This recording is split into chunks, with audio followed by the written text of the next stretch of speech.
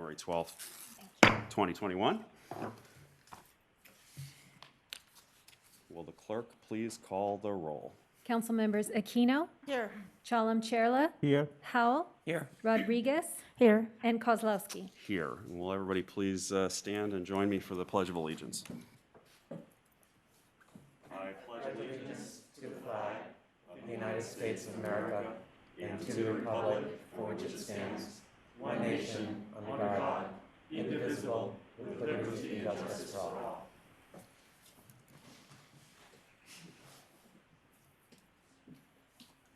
Okay, do we have any agenda updates? You have one agenda update, and that was just additional information provided regarding item number 11. Okay, thank you very much. We'll start with business from the floor, as we always do. This is an opportunity for people who are participating by phone or here in the audience that would like to comment on items that are not on the agenda tonight. If you would like to comment, there's blue speaker cards back in the back. You can fill that out. We'll run through those who would like to comment. Do we have any speakers for business from the floor? Yes, you do have one request to speak this evening under business from the floor from Mike Brankwitz. Want to come on down, Mike?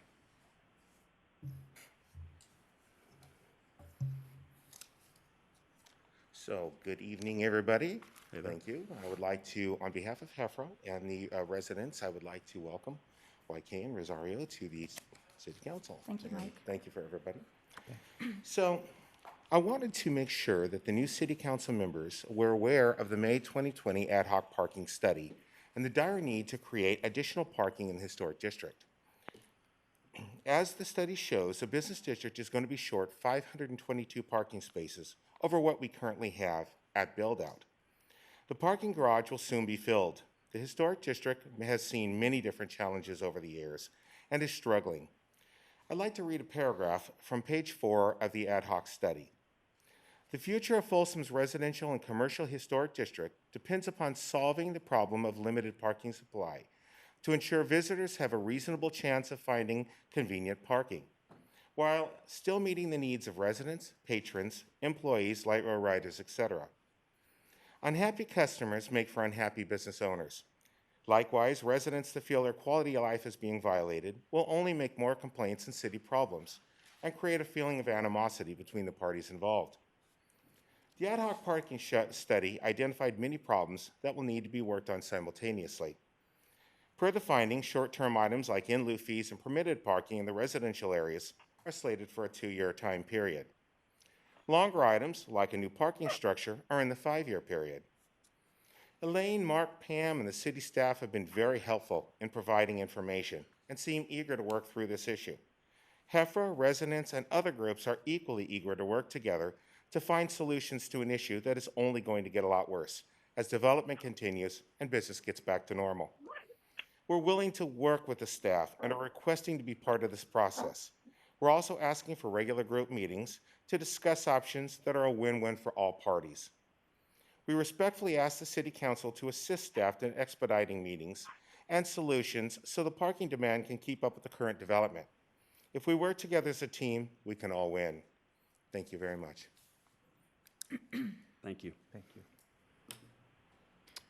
Okay, next up, scheduled presentations. That's right. So your first item tonight is scheduled presentation, item number 1. This is City of Folsom Resolution of Commendation honoring Folsom mask makers for their efforts to meet PPE demands during the COVID-19 pandemic. And I believe that we have both Carla Burgess and Karen Hamer on the line tonight to receive the proclamation by phone. Thank you. This is Carla Burgess from Folsom Mask Makers. Thank you so much for recognizing this special project. It's been an honor to be a part of the community to help not only the medical staff in the area, but the community members as well. The project encompasses the very best of humanity during this difficult time. We have drivers, washers, sewers, people cutting fabric, knitting, ear savers, printing 3D ear savers, bagging masks, and everything sort of in between. Everybody has a job in the community, and it's been incredible. To date, we've donated, I think our numbers are currently just over 65,000 masks and a little over 3,500 scrub caps to local medical, and we'll keep going until there's no longer a need. We have distributed masks to thousands in the community, but have a lot of the help from the local nonprofits in distributing, like Julie's Purse Project and Sacramento Kindness Campaign, Loaves and Fishes, other local food banks, Shine with Purpose, and many others. I wanted to especially thank all the volunteers. Some have worked tirelessly since March. Some just joined today, and it truly makes this project successful. It takes a team, and this team is made up of some very special locals who just wanted to help their fellow community. What once was a piece of fabric has now become a life-saving measure for thousands. Thank you to the Folsom City Council for this special recognition and for supporting our efforts in these times. We look forward to continue the partnership with you. That's fantastic. Thank you very, very much, and to honor all of your hard work, and thank you for taking on this humongous challenge. We have here at City Hall, we have a framed copy of this resolution I'm about to read to you that's in a handsome frame. But here it goes. This is a resolution of the City of Folsom, a resolution of commendation honoring Folsom mask makers for their efforts to meet PPE demands during the COVID-19 pandemic. Whereas Janet Cottrell and Casey Endman decided to address the critical PPE shortage during COVID-19 by founding Folsom Mask Makers, or FMM, in March of 2020. And whereas Carla Burgess joined in FMM's efforts as website administrator, liaison with the community PPE recipients, supply chain manager, seamstress, and constant source of inspiration to volunteers.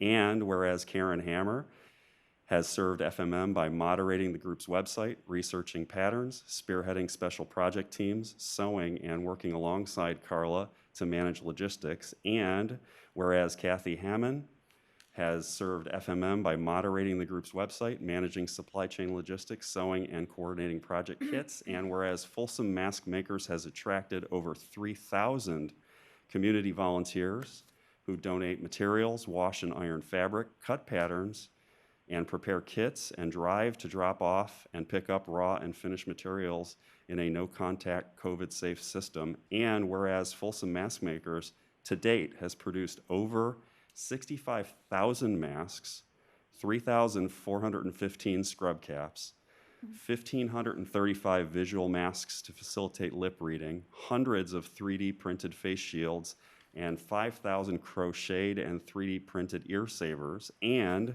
whereas Folsom Mask Makers has donated these essential PPEs to over 375 hospitals, medical and dental groups, care homes, schools, nonprofit and community organizations, and emergency service agencies throughout the counties of Sacramento, Placer, and El Dorado. And whereas Folsom Mask Makers generously supplied the city of Folsom's employees with masks at the beginning of the pandemic when masks were not easy to come by.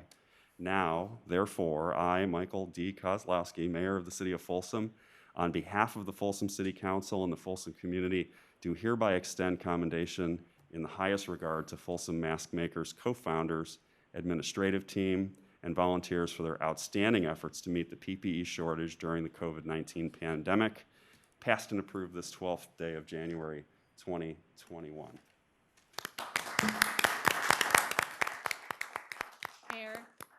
Mayor, if I could just add a comment for Carla. Carla, this is Elaine Anderson, Folsom City Manager. You're not here in the chamber, but we have projected up on the screen a couple of photos that I took with my iPhone on the day that brought me to tears, honestly, as 3 enormous bags of masks appeared in my office as if by magic from Folsom Mask Makers in the days where a mask could not be found. And I was able to provide a mask to every single city employee. And in the batch also were masks specifically designated for our sworn personnel in more neutral dark blue colors. And so you see all that, plus the lovely note that you wrote is captured in the photo. So I'm just so grateful, and thank you very much. Mayor, this is Karen Hammer. Can we add to this The Folsom Mask Makers has a Facebook page where people can look up how to volunteer, how to donate fabrics, supplies, or even financial contributions. And it's the Folsom Mask Makers Facebook page. That is an excellent reminder. The need hasn't gone away. It has increased, if anything. So thank you all very, very, very much. It's remarkable the work that you have done. Okay. Okay, this takes us to our next item this evening, which is the consent calendar. If nobody wants to pull anything, I'll move consent. I'll second. Oh, I think we ought to pull item 6 because we did get an email from a resident today about it. And I would like to pull out number 4, please. Okay, if you'll accept a friendly amendment to exclude number 4 and number 6, we have a motion Yes. and a second. Yes. Okay, please call the roll. Council members Aquino, Yes. Chalem Chella, Yes. Howell, Yes. Rodriguez, Yes. and Kozlowski. Yes. Okay, item number 4 was pulled for discussion. This is ordinance number 1310. It's an uncodified ordinance adopting prima facie speed limits, presented for second reading and adoption. Thank you. I know it came first reading because this is a second reading. That was my first meeting, and I was going through it and understanding what that ordinance means. And I talked to our great staff, and Eileen was so much helpful, explaining the things and making me understanding. And some of the things in this ordinance, increasing the speed from certain number to a higher number, and also putting the speeds on the new streets from the Folsom South. And I discussed even earlier yesterday, in fact, and they tried to give me as much information as possible. But by looking at the information, what I have, and what I can think as a human, I have some concerns increasing the speed limits on an existing streets. We probably has to take the consideration of human behavior and people's psychology and how people drive. And even though the minute they see the 35 miles, 9 out of 10 won't drive 35 miles. Most of them goes definitely above. And I was going through all those, and I came up with my thoughts, and I just want to express here. I have some concerns on that one before I can approve on this one, especially the brand new ones in Folsom South. The Manginee Ranch, which is going to start at 40 miles per hour. Less than a half a mile, you have a Manginee Ranch Elementary School. 40 miles, I don't think so many people will go on 40. They may go 45, and within a half a mile, and again, they have to cut down to 25. And I think I mentioned even before in my first meeting, thanking Kerry, she always, I have been coming to these city council meetings, always talks about drive carefully. When the numbers are high, usually the psychology or the sixth sense acts more fast, and probably we may have to take those into consideration. Again, I want to make this statement though. Our staff are awesome. They're following what the state guidelines are. Those are the guidelines, but can we start little low? And what I have seen historically after my heavy research, sorry Mayor, I'm taking a little longer. What I have seen my historic thing, having the negative effects going slow, having the negative effects impacts going fast. So I got to take those into consideration. Hence, I'm more looking for the little lower slow speeds in our streets, especially on this resolution. Is there a specific question that you have about the way that the recommended speeds were identified or created? For any particular street, should we ask for Mr. Rackavan to revisit any of the process? Because now that you've brought it up, there may be somebody out in the audience who is not familiar with this particular topic. It could be useful, but Just wanted to know if there was a particular question or a particular concern with a speed limit assignment, or is it just a overall concern or interest in reducing speeds where we can? It's certainly, I can say, it's an overall a concern, but I'm not generalizing it. As I was giving some examples on these 10 items coming for approval. Manjini Ranch, for example, item number 3, it's a brand new one up on the Folsom South. It's the first left, second left, maybe when you are going, and it is starting at 40 miles per hour. Right after, within half a mile, little over half a mile, you will see Manjini Ranch Elementary School. So people start 40 to 45, and again, they have to pull back to 25. Sometimes it is hard.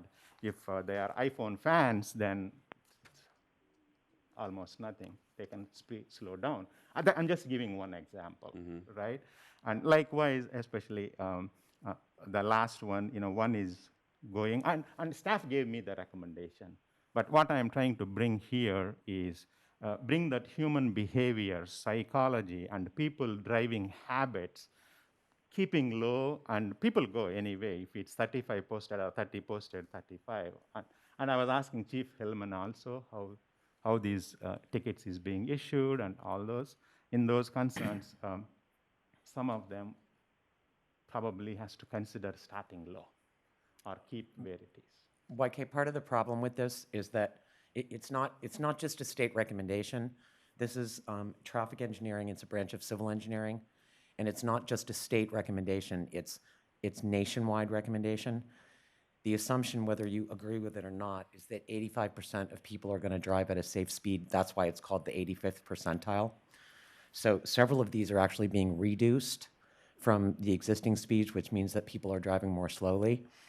However, if we were to randomly reduce speeds, as an example on Mangini Parkway, if the 85th percentile is about 40 miles an hour, and you wanted to put it at 25 miles an hour because it happens to be a half a mile away from a school, which is a little over 2,500 feet, and I'm assuming that you're correct,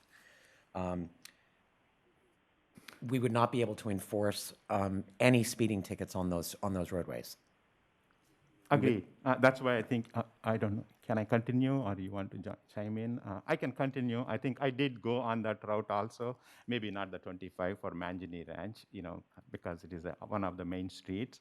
I did ask our Chief Hillman, help me understand, how many citations we have issued, how many of them were contested at the court, how many we lost because of these kind of criteria. Of course, again, having some numbers helps making the decisions. And he gave some numbers, but he didn't have some numbers. Well, but Mangini Ranch is a new road, so this is a new speed survey. We didn't have data on Mangini Ranch before. Yeah, no, what I mean to say, Kerry, we have 10 items here. So my question was generic. So at least it can help me make up my mind prior, okay, if this is happening this way, it may happen even for Manjini Ranch. I can make up that assumptions. But I don't have what you said, like, police or officers can enforce, and the citizens knows it is 85 percentile, and they can contest, and we lose. So I did go through that one, and I did quite a bit of research also. I'm sorry for making this one, but this is the speed. One of the concern thing for all of us, how to make our roads more safe and how to minimize any of the accidents. And my thought process is going faster, the risk is high, go a little slow, risk probably is going to come down. That's where I am. Do you feel like you have the questions that you had answered now? No. No? We have, so our Public Works Director, Dave Nugent, is here. If you have questions from the, engineering study side of things, Mark Rackaban can join as well, and our police chief is available. So any questions you have, we'd be happy to try to answer. No, I'm just giving my perspective here before I can vote on yea or nay, whatever it is. That's all I'm saying. Because you already helped me, understand, how the process works. And a couple of items I'm thinking as the, are missing when we are calling it, we are calling the policies and rules, but people behavior and psychology and all are not taking into serious consideration. That's all I'm saying. I'm putting my Mr. Mayor, point out. I think the other thing to keep in mind is it's not set in stone, right? I mean, this could change. We could, as more houses are developed south of 50 or whatever, we could ask for staff to do another speed study, if, you know, or maybe we have a really bad couple collisions or something like that. These things are fluid and they can always be And changed. we'll undoubtedly have a special speed zone during school time in front of Mangini Elementary School, so. Yeah, we could certainly resurvey Mangini, for example, after a couple of years, you know, if that's helpful or desired by the council. Mr. Mayor, Dave Nugent, your Public Works Director. Yeah, as far as Mangini Ranch Road goes, once the school is built, we'll have to go out and do another speed survey to update and post the 25 near the school zone. And that's common throughout the whole development process down there. We will, as characteristics change for certain roadways, we'll go back and look at them.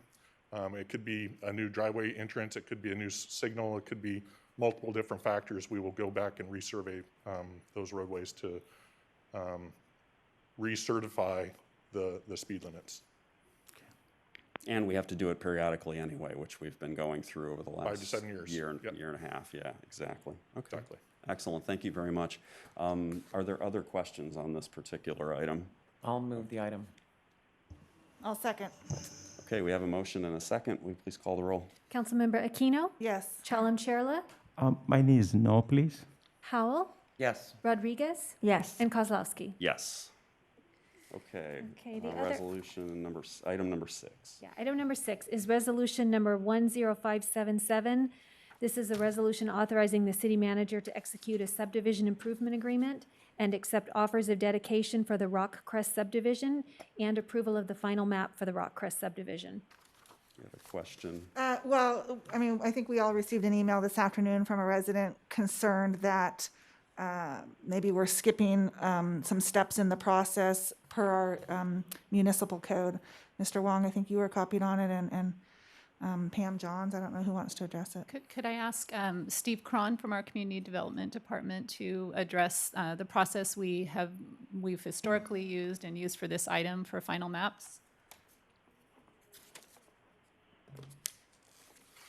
Good evening, Mr. Mayor, council members. I did talk to the resident today.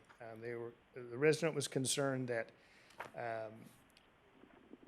the final map that was in the staff report as an attachment was not signed by anybody. And we run that map through the process and we add the attachments a couple of weeks in advance of the council meeting. So we make copies of the map at the time. It's the same map, it just isn't signed. The staff doesn't receive the final map until the signed final map from the subdivider until usually before the council meeting. So the concern from the resident was that we weren't following the code. The code said that the final map needs to be signed by the city engineer. And so we're not changing any of those processes. We just wait until the city engineer, myself, doesn't sign the map until the council approves it because it's required to be approved by the council.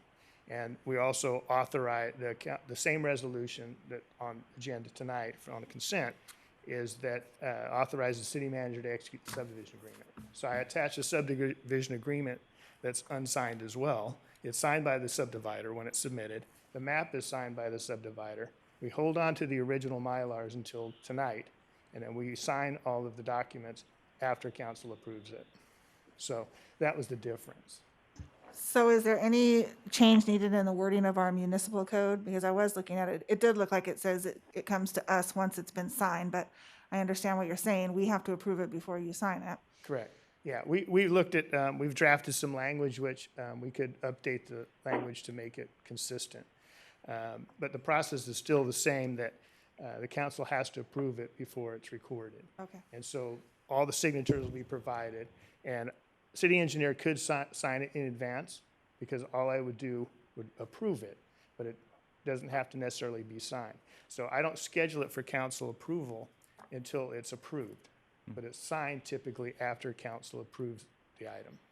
And just to add to that, if any changes were made by the council and it had to go back, that sheet would have to get thrown in the trash and it would have to be stamped again once the council approved it. Yeah, and there's concern also if staff had signed everything before the council approves it, it could get into the wrong hands potentially, and could be recorded and never approved by the council. Yep. So that's the fear of, not a fear, but that's one of the reasons we don't sign it till after council approves it. Mr. Mayor and Madam Vice Mayor, members of the City Council, if I may, Stephen Wong, City Attorney. The resident is not incorrect. The city engineer is required to sign a final map. However, it is not a requirement for the city engineer to sign the final map before the final map is presented to the council. The city engineer only has to approve the final map before it is being presented to the city council for final consideration and approval. And just as an engineer and somebody who stamps drawings, you never stamp it until it's done and completely approved. Absolutely. Okay, I'm fine with that. I just, out of respect for the resident, wanted to pull that item. So I will move item 6. Yeah. I'll second it. Okay, we have a motion and a second. Thank you. Councilmember Aquino, Yes. Chalem Chella, Yes. Howell, Yes. Rodriguez, Yes. and Kozlowski. Yes. Okay, that Call the takes next us item. to new business item number 10. This is resolution number 10575, a resolution of the City Council of the City of Folsom declaring its intent to initiate procedures to transition from at-large elections to district-based elections pursuant to California Elections Code Section 10010 and authorize related actions. Good evening, Mr. Mayor and the members of the City Council. Stephen Wong, your city attorney. For the benefit of the public, all 5 members of the City Council are elected by voters of the city at large, which means that it doesn't matter where the council members reside or where the voters reside, each voter can vote for any candidate they wish to vote throughout the city. Each council member serve a 4-year term, staggered. 2 council members elected 1 election serve a 4-year term, and then at the following election, 2 years after, 3 council members will be up for election for their own 4-year term. Once elected, each council member represents all citizens throughout the city. The proposal is to transition to a district-based election system where only registered voters residing in a district are eligible to run and to be council member for that district. Only registered voters residing in the candidate's district can vote for that candidate. Each term remains 4 years. No council member's term will be cut short due to the transition. And this is all due to the California Voting Rights Act, which prohibits at-large election system if the system impairs the ability of a protected class to elect candidates of their choice or to influence the outcome of an election. Protected class is defined under CVRA as race, color, or language minority group, in short, minority voters. The California legislature has set a very low threshold for plaintiffs to sue and win a CVRA lawsuit. All they have to do is to demonstrate that racially polarized voting exists in their jurisdiction. There's no need to show discriminatory intent. There's no need to show a history of past discrimination. Because of the very low threshold, no city has prevailed in defending their at-large election system in CVRA lawsuits since the inception of CVRA legislation 20 years ago. Racially polarized voting means that there is a difference in the choice of candidates preferred by minority voters and the choice of candidates preferred by the rest of the electorate. If the plaintiff wins, the city have to pay the plaintiff's attorney's fees, expert fees, court costs, our own defense costs, and the court gets to draw district boundaries with input from the plaintiff's attorney and their consultants, leading to possibly a total loss of local control over how district boundaries are drawn. All cities attempted to defend CVRA lawsuits have lost. All cities have lost. Some paid millions of their taxpayers' money and still have to switch to district-based election. Over 126 cities have switched thus far to a district election due to a threat of CVRA lawsuit, including locally the cities of Citrus Heights, Roseville, Elk Grove, and also the Folsom, Cordova Unified School Districts. School districts and special districts are not exempt from CVRA. They too are subject to CVRA challenge. The process to switch to by district election takes 5 public hearings. 2 public hearings to receive public input and discuss district composition prior to drawing any map, followed by 2 public hearings to receive more public input on proposed district maps, and finally, a public hearing to introduce an ordinance that establishes formally district-based election. The exact timeline for those public hearings cannot yet be determined because the 2020 census data is not yet available and probably won't be available until after March or June of this year. So the timeline will be determined and announced once the census data is available. So to recap, there's no history of discrimination and no evidence of discriminatory intent in how Folsom voters elected their council members.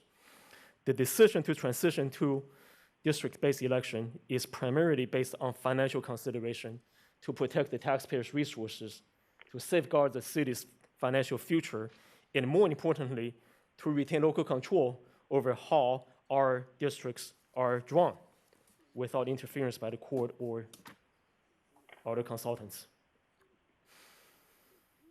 With that, I am happy to answer any questions you may have. Thank you. Just before we get into questions, I'd like to just, for the benefit of the audience and as a reminder to my colleagues, questions only at this point regarding this presentation or the intricacies of the CVRA potentially. We will have plenty of opportunity to opine on this after we receive input from the public. So questions from any of you? I have a question. Citrus Heights, Roseville, and Elk Grove, did they file lawsuits and lose, or they just moved forward with the They decision? moved forward after receiving demand letter from different attorneys. It's not common for a city to defend a CVRA lawsuit because of the stats. Statistically, 0 prevail, 0 success rate by anyone who spent money and defend those lawsuits. And hence, most of the cities and special districts and just public agencies, once received such a demand letter, voluntarily transition to district election so that they can preserve their taxpayers' resources. Steve, I'm sorry. Go ahead. Just one quick comment. My understanding is that the city of Santa Monica spent, I don't know, I think the number was about $8 million in attempting to defend their at-large elections. They lost initially, then they won on appeal. My understanding is that may or may not be headed to the Supreme Court. Do we know what the status of that is? Thank you, madam. They did lose at the trial court. They surprisingly prevailed at the appellate court level. And as predicted, because that was the first win ever in the 20 years of this legislation, it got appealed to the California Supreme Court. But before the California Supreme Court took up the appeal, the Supreme Court takes very, very few cases each year. Very, very few cases.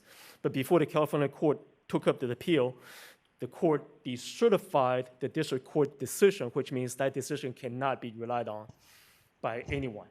And that's sometimes happens. Was that the original decision or the Court of Appeal decision? The Court of Appeal decision, because the Court of Appeal gave the city a win.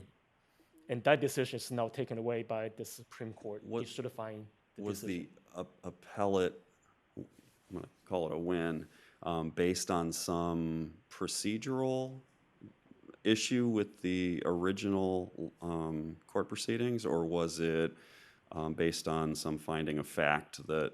None, neither. It was based upon a legal argument that the plaintiff did not show voter dilution, even though they were able to demonstrate racially polarized voting, that the minority voters, no matter how compact and together they were able to vote, they did not vote for everybody across the board. They were shown to vote for one particular, they were shown to prefer a particular candidate as opposed to voters elsewhere, the rest of the electorate.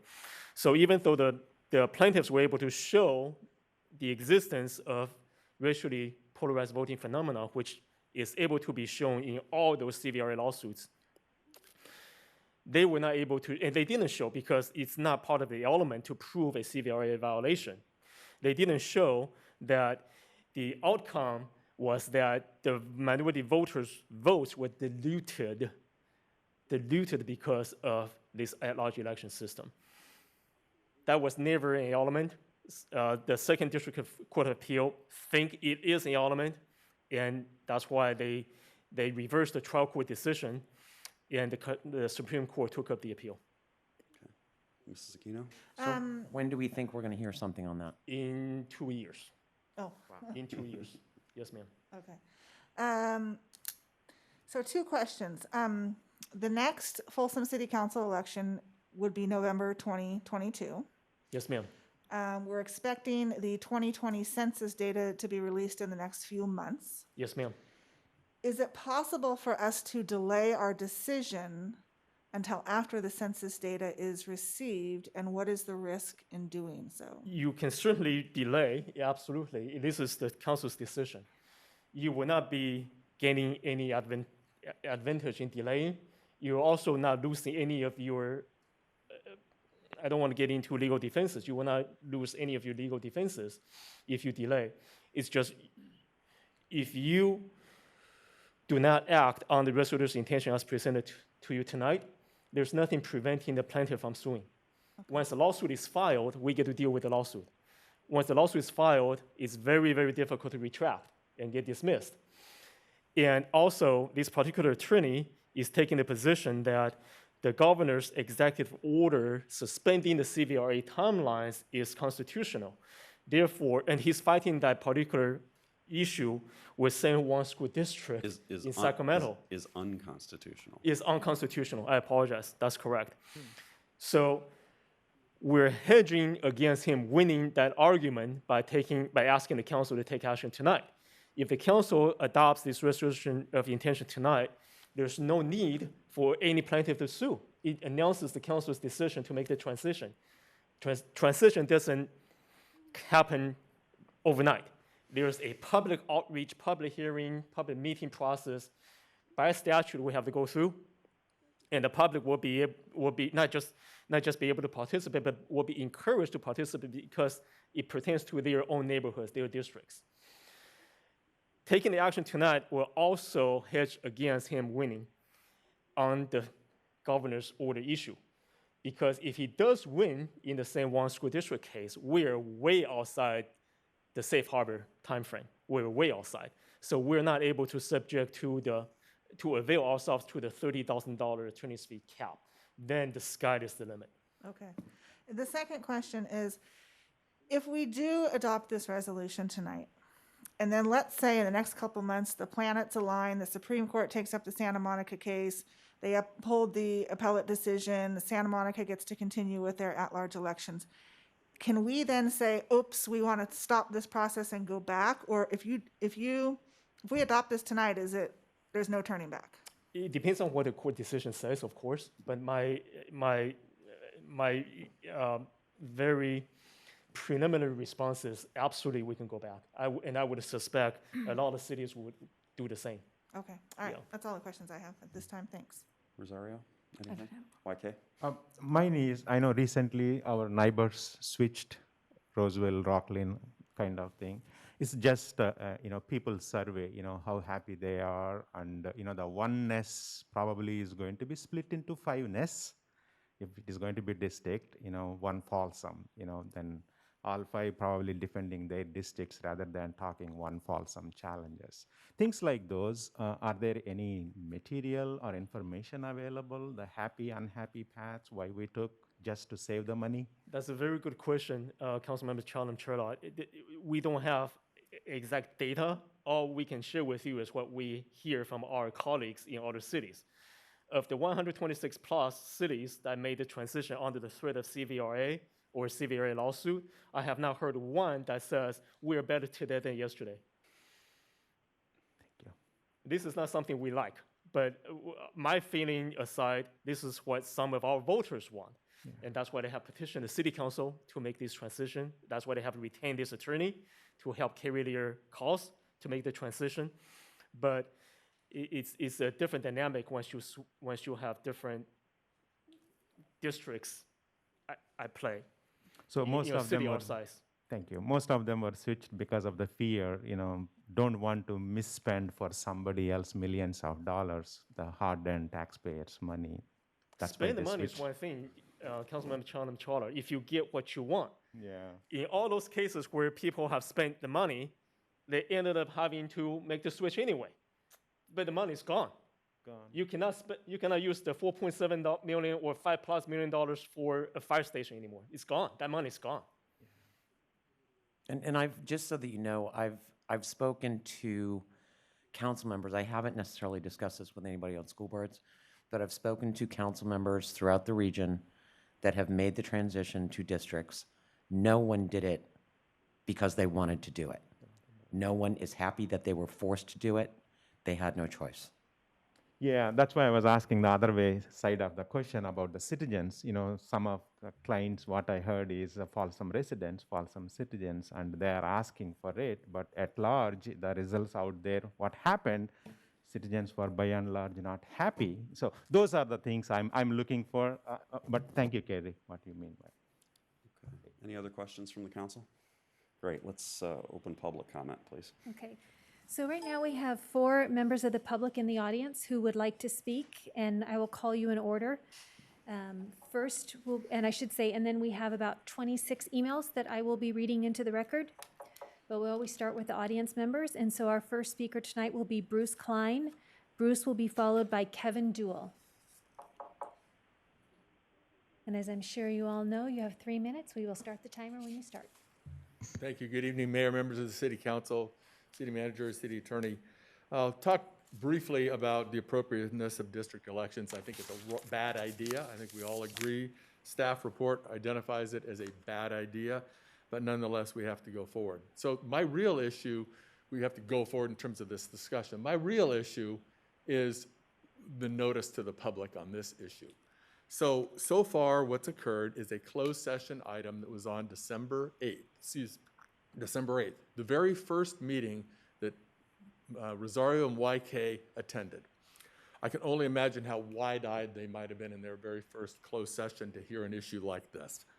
Also, significantly, the first time we've had 2 diverse candidates elected in a long, long time. And they were elected by hard work. Nobody worked harder than those 2 to get elected, and hats off to YK in particular. Many days on street corners, and he won by grassroots efforts. They also beat out institutionally supported candidates, which the petition that was reviewed in your closed session. So my issue is, why is the city moving forward on this item now when they've never even vetted it with the public yet? We haven't had one social media post by anyone, and we've had no notices that go out to the public on our newsletters, which the hallmark of the city of Folsom is that we're thoughtful. We put our information out. We're robust about getting input from our residents. This issue was raised during this last election, and now the first, quote, real meeting that these 2 new city council members attend, they're asked to vote on this item. And they heard it in closed session, and we all know they can't discuss what occurred in closed session. Their mouths are legally precluded to be closed. And so now we get to this point, and now we're asked to move forward with district elections. Ultimately, will we end up that way? Maybe so, unfortunately, because of the economics, as the city attorney has described. But to me, the city council ought to do what it's done on a lot of important issues. And this one's huge. A charter amendment, changing the charter that was adopted in 1990 and has been in existence for 30 years. You have the ability to go to district elections by an ordinance, which is unusual. But instead, we're moving it forward. We're starting the process right now. A resolution says this is where we're going. And so, Vice Mayor Aquino, to your point, Can we stop it? Yes, but you've made the decision to go that way. My view is that there is not an urgency to move forward on this. The COVID order from the governor suspends, it tolls the statute of limitations on this issue. And so what that means is this lawyer can't sue on this at this point. Now, he may argue differently, but I'm not sure where that goes. Perhaps in his writ petition or his preliminary injunction in San Juan School District case, we'll learn, all right, did the order fall or not. Santa Monica case is still pending. The Supreme Court is going to address the voter dilution issue at some point. Briefing is going to occur in the next few months, as I understand it. We don't have any census reports, results yet. And I question or wonder whether we have the election demographics on the election that just occurred to have been analyzed. So do we know what our real defenses are? I mean, these are fact-based cases ultimately. And, you know, have we done all of it? But my real issue is, if from a resident standpoint, it feels like there was a closed session, there was discussion, and now, boom, here it is. We didn't get an opportunity to hear and have a robust discussion about this item.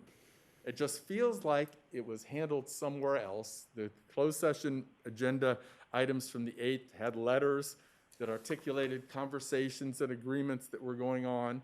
Rightfully so, that's the way the process works, but now, boom, here we are to the residents. Not one Telegraph article. You know, we just had You need to sum up, Bruce. Yep, thank you. We just had a newsletter go out 2 or 3 days ago, not one word about it.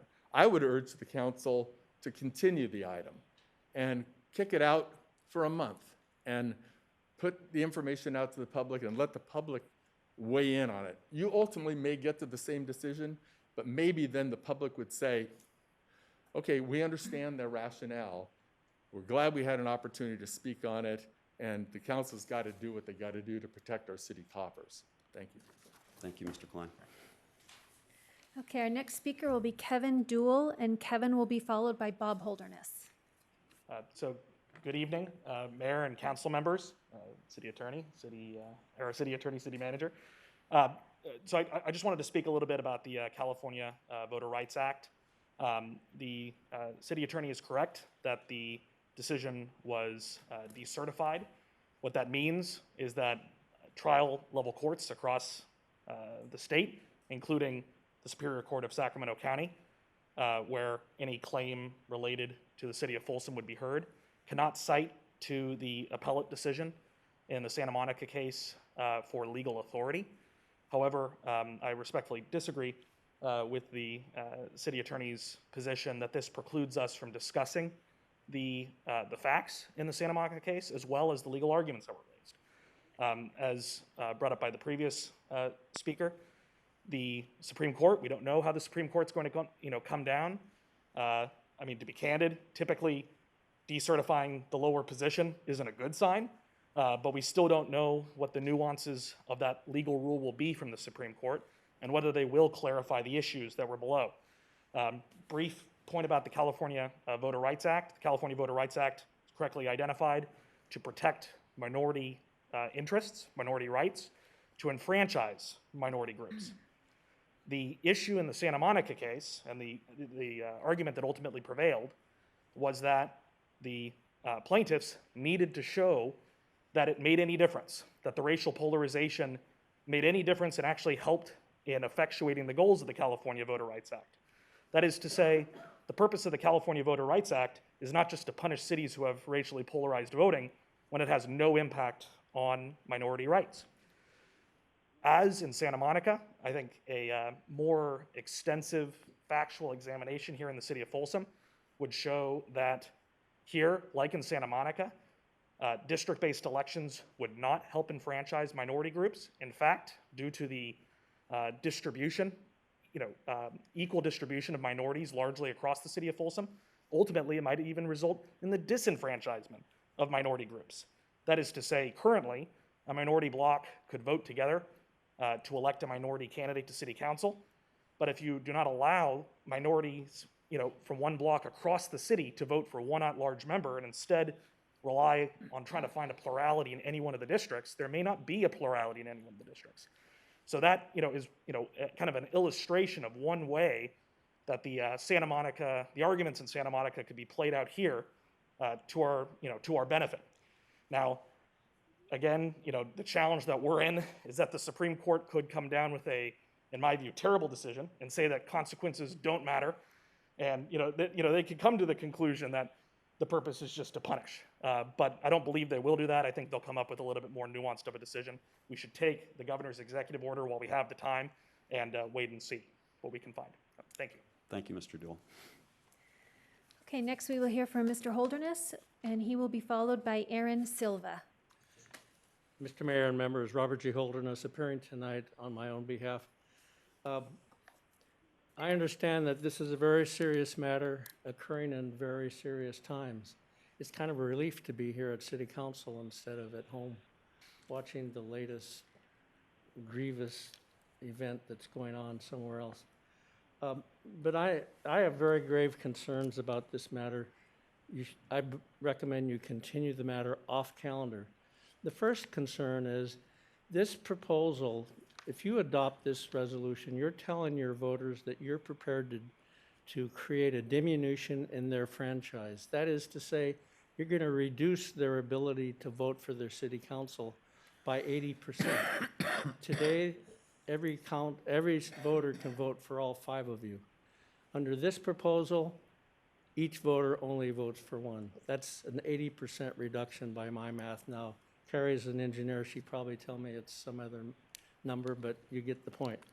But secondly, and maybe even more important given where we are today, it depreciates the victory that YK and Rosario had in this last election, because it implies that somehow they got elected in a racially polarized community, which, according to the lawyer who filed the paperwork with the city, was a chance of 1 in a million, is what he said, was the chance that YK would have gotten elected in 2018 because of the racial polarization of our community. Well, guess what? We not only beat those odds, we beat it twice. And we did it. We didn't need somebody from the nanny state to tell us how to vote. We didn't need a lawyer from Walnut Creek to tell us how to vote. We needed energetic candidates who ran hard and were effective in getting their message out, and we have them, and congratulations to both of you. Thank you. I think that this matter should be dealt as follows. It should be stayed, as I said, not adopted and then set off, stayed, which is to say off calendar, until the following happens. You get the census data that you know currently what the real census status is. That may enhance the argument for districts. I don't care whether it does or doesn't. What it does do, it gives you a current touchstone to explain to your voters what the predicament is that you're facing. Secondly, you should take advantage of the governor's stay. I have no fear about the lawyer threatening to sue somebody to break down the stay. He's got to show irreparable harm. Where is the irreparable harm? There's no election in Folsom for 22 months. Thirdly, the Supreme Court decision. You should await the Supreme Court decision. I disagree with your counsel on the timing. Those briefs are due this spring. They will be decided in the next year, which will start in the fall. They will be decided, I would say, within a year to 18 months. But to address that issue, council should agree to a standstill agreement. Lawyers in litigation do this all the time. Now, I've only litigated for about 50 years, but this is a very common thing that lawyers do when they anticipate that some future event that they don't control may impact the results of the litigation. They signed a standstill agreement whereby they agree that they will await that decision. Lastly, in my former life, I was an appellate lawyer for 2 years. The fact that that case is depublished means nothing from your point of view. That's a lawyer's issue. When I was an appellate lawyer, we used all means available to us to get around the fact that our favorite case had just been depublished. And we followed the course that Kevin outlined. That's what you do. Depublication means nothing. What does mean something is that the Supreme Court is going to clarify this law, and we need to have them do that. Thank you very much, Mayor. Thank you, Mr. Holderness. Next will be Aaron Silva. Good evening, Council. I wanted to elaborate on the legal posture of the case in the Santa Monica case. You are in a difficult position because you don't necessarily know what the rules are for a violation of the California Voting Rights Act. That's what the Santa Monica case is all about. Now, all the other speakers that have said that you're probably not going to get a decision in that case until about 2022 are correct. But that is the case that's going to lay out the standard that you're going to have to apply to determine the strengths or the weaknesses of where you're at. But you don't know that now. You have no idea what the rules are, and you have no idea what your strengths and your weaknesses are. And I also want to comment about as far as depublication. Keep in mind, Santa Monica won at the appellate level. If the standards of the appellate court are applied by the Supreme Court and adopted by them, this city is in a very good position. And just because a case is depublished, the rules of court in California are very express. That is not to mean that the California Supreme Court is disapproving or disapproving of that case. They're going to get the opportunity to speak to that. They're going to give you the standards, but you just don't know the rules of the game. It's unknown right now. Something else that is not unknown, and I would suspect that all of the council members are aware of that, is all 5 of you currently represent me. You represent my family. You represent my neighborhood, my community. You represent every citizen in the city of Folsom. What we know is that if we go to a district-based system, that will no longer be the case. Every person in Folsom right now has 5 representatives on the city council. With a district system, that will not be the case. They will have but 1. That is not enhancing representation. That is diminishing it to the detriment of the people of this city.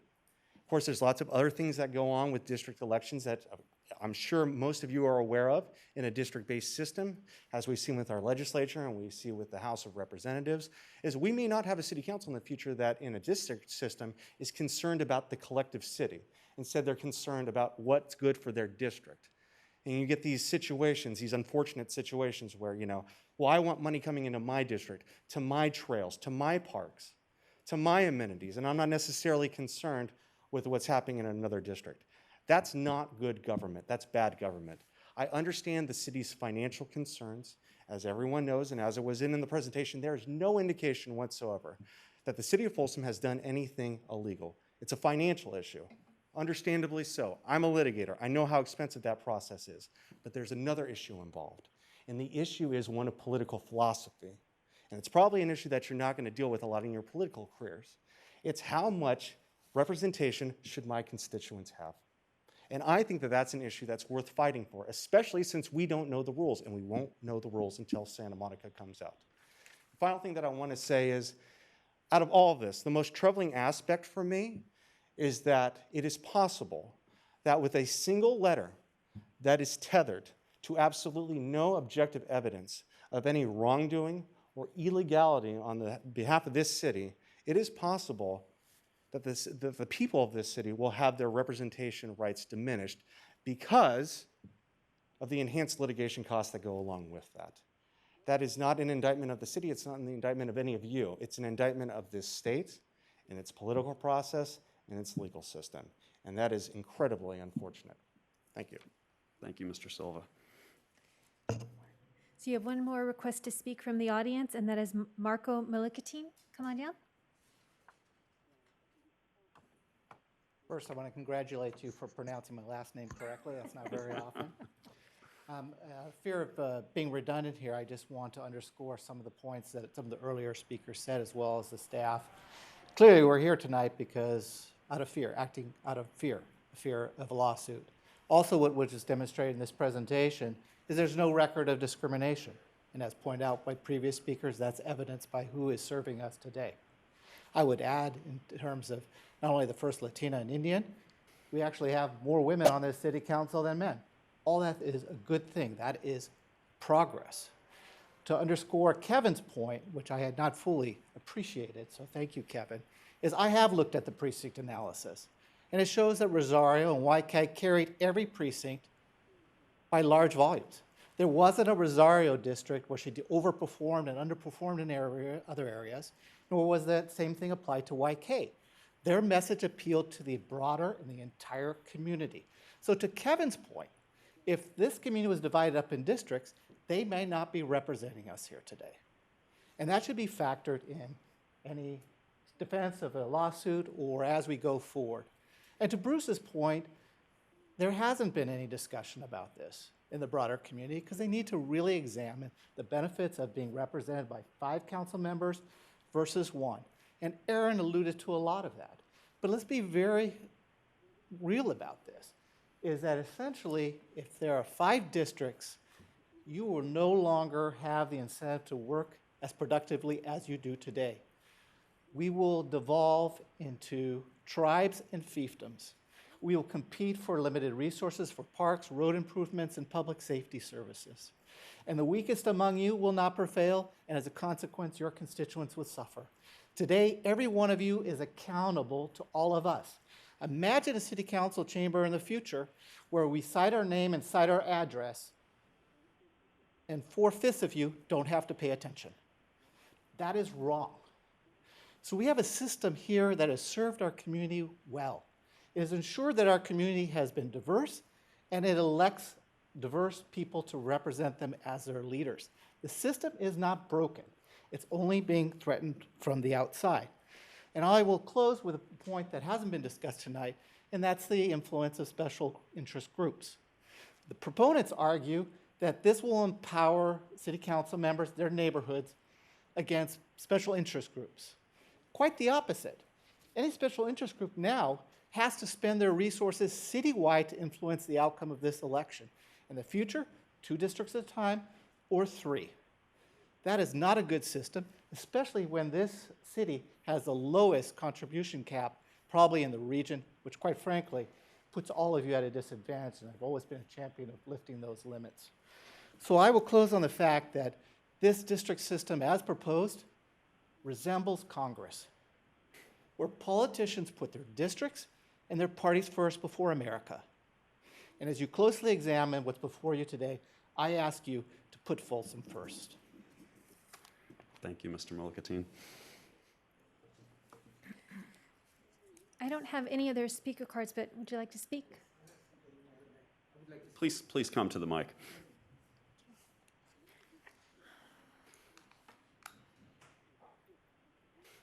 Thank you.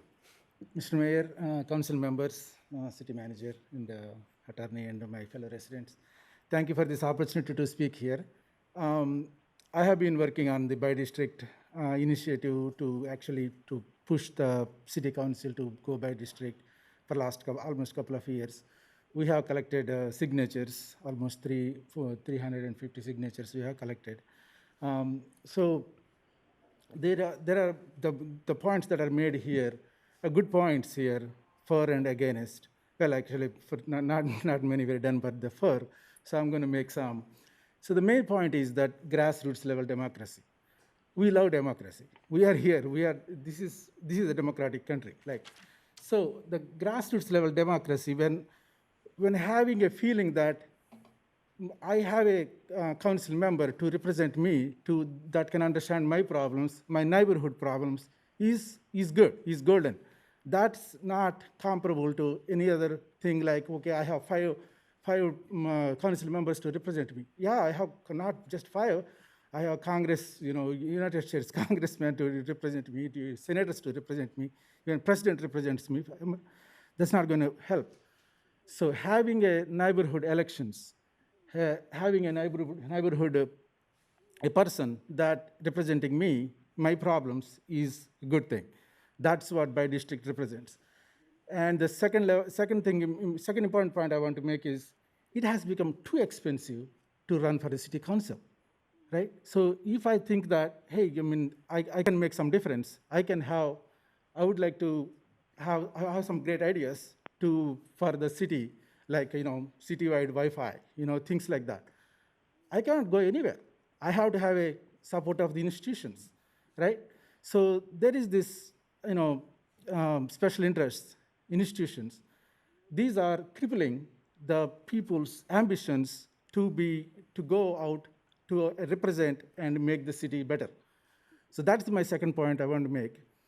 And third point is that the CVRA thing is like a, it's, I mean, I know so the whole thing is happening because of the CVRA, because the only reason we are here, we are even discussing this, and this is even has come up, is because of the financial threat, right? The threat of the lawsuit from the lawyer from Walnut Creek. That's unfortunate, I have to say that. So it's like a good thing is happening because of, in a kind of a bad ways. So, I mean, the way, you probably all know how the, Emancipation Act has happened in the United States history. President Lincoln has to do some weird stuff to get his, Emancipation Resolution passed. So anyway, so the point of that is that CVRA says that there is not enough minority representation. I mean, I never completely believed that because I always saw that there has not been any discrimination. So I agree to your point, our attorney's point, our Stephen's point, that there has not been an intent of discrimination, there has not been discrimination, that's fine. But by district has to happen, by district, because for the democracy, because we are, it will represent the people better. That's the point I wanted to make, and I thank you again for the opportunity to speak. Thank you, sir. Okay, is there anybody else in the audience who would like to address the council before we go to the submitted emails? No? Okay. So I'm going to just go through these one by one. And these is just in the order that they were received. So the first is from Rizwan Hussein, who writes, Dear Mayor Kozlowski and members of the Folsom City Council, I am a resident of Broadstone and I support by-district elections.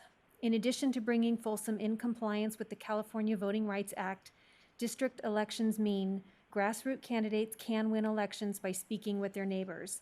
They can run and win without the financial support from special interests often needed to campaign citywide. All citizens in every part of the city will always have a council member who lives near them and knows their issues. The city's cost of conducting elections is cut by 50%, saving taxpayer dollars. With the city of Folsom continuing to grow, it is more important than ever to have council members who live in the neighborhoods they represent to deal with such critical issues as infrastructure and city services, etc. Please include my support in your council meeting on this item, and please vote to move Folsom to district elections. Put residents above special interests. Sincerely, Rizwan Hussein. The next email is from Muriel Bronstein, who writes, Dear Mayor Kozlowski and members of the Folsom City Council, I live in Natoma Station and I support by-district elections. It will bring Folsom into compliance with the California Voting Rights Act. Also, then all parts of Folsom will be represented on the council. I urge you to make an ironclad commitment to transition to by-district elections for the 2022 council elections. Making this commitment at the January 12 meeting is the right thing to do and will save the city further expense. Signed, Muriel Bronstein. Next is from Clarence Macaspach, and he writes, Dear Mayor Kozlowski and members of the Folsom City Council, I am a resident of Prairie Oaks and I support by-district elections. In addition to bringing Folsom in compliance with the California Voting Rights Act, district elections mean grassroots candidates can win elections by speaking with their neighbors. They can run and win without the financial support from special interests often needed to campaign citywide. All citizens in every part of the city will always have a council member who lives near them and knows their issues. The city's cost of conducting elections is cut by 50%, saving taxpayer dollars. With the city of Folsom continuing to grow, it is more important than ever to have council members who live in the neighborhoods they represent to deal with such critical issues as infrastructure, city services, etc. Please include my support in your council meeting on this item, and please vote to move Folsom to district elections. Put residents above special interest. Sincerely, Clarence Macaspach. The next email is from Lydia Wolf Clark, who writes, Dear Mayor Kozlowski and members of the Folsom City Council, I am a resident of the Parkway and I support by district elections. In addition to bringing Folsom in compliance with the California Voting Rights Act, district elections mean grassroots candidates can win elections by speaking with their neighbors. They can run and win without the financial support from special interest often needed to campaign citywide. All citizens in every part of the city will always have a council member who lives near them and knows their issues. The city's cost of conducting elections is cut by 50%, saving taxpayer dollars. With the city of Folsom continuing to grow, it is more important than ever to have council members who live in the neighborhoods they represent to deal with such critical issues as infrastructure, city services, etc. Please include my support in your council meeting on this item, and please vote to move Folsom to district elections. Put residents above special interest. Sincerely, Lydia Wolf Clark. The next email is from Christina Lacina, who writes, Dear Mayor Kozlowski and members of the Folsom City Council, I am a resident of the Willow Creek neighborhood and I support by-district elections. In addition to bringing Folsom in compliance with the California Voting Rights Act, district elections mean grassroots candidates can win elections by speaking with their neighbors. They can run and win without the financial support from special interest often needed to campaign citywide. All citizens in every part of the city will always have a council member who lives near them and knows their issues. The city's cost of conducting elections is cut by 50%, saving taxpayer dollars. With the city of Folsom continuing to grow, it is more important than ever to have council members who live in the neighborhoods they represent to deal with such critical issues as infrastructure, city services, etc. Please include my support in your council meeting on this item, and please vote to move Folsom to district elections. Put residents above special interest. Sincerely, Christina Lacina. Your next email is from Judy Levesque, who writes, Dear Mayor Kozlowski and members of the Folsom City Council, as a resident of Folsom Empire Ranch, I once again send this email to show my support for by-district elections. Please include my support in your council meeting on this item and vote to move Folsom to district elections. Thank you. Signed, Judy Levesque. Next is from Andrea Targos, who writes, Dear Mayor Kozlowski and members of the Folsom City Council, I am a resident of Folsom Prairie Oaks subdivision, and I want to thank you for your consideration of district elections at the next council meeting. In addition to bringing Folsom into compliance with the California Voting Rights Act, district elections will save taxpayer dollars by decreasing the cost of conducting city elections.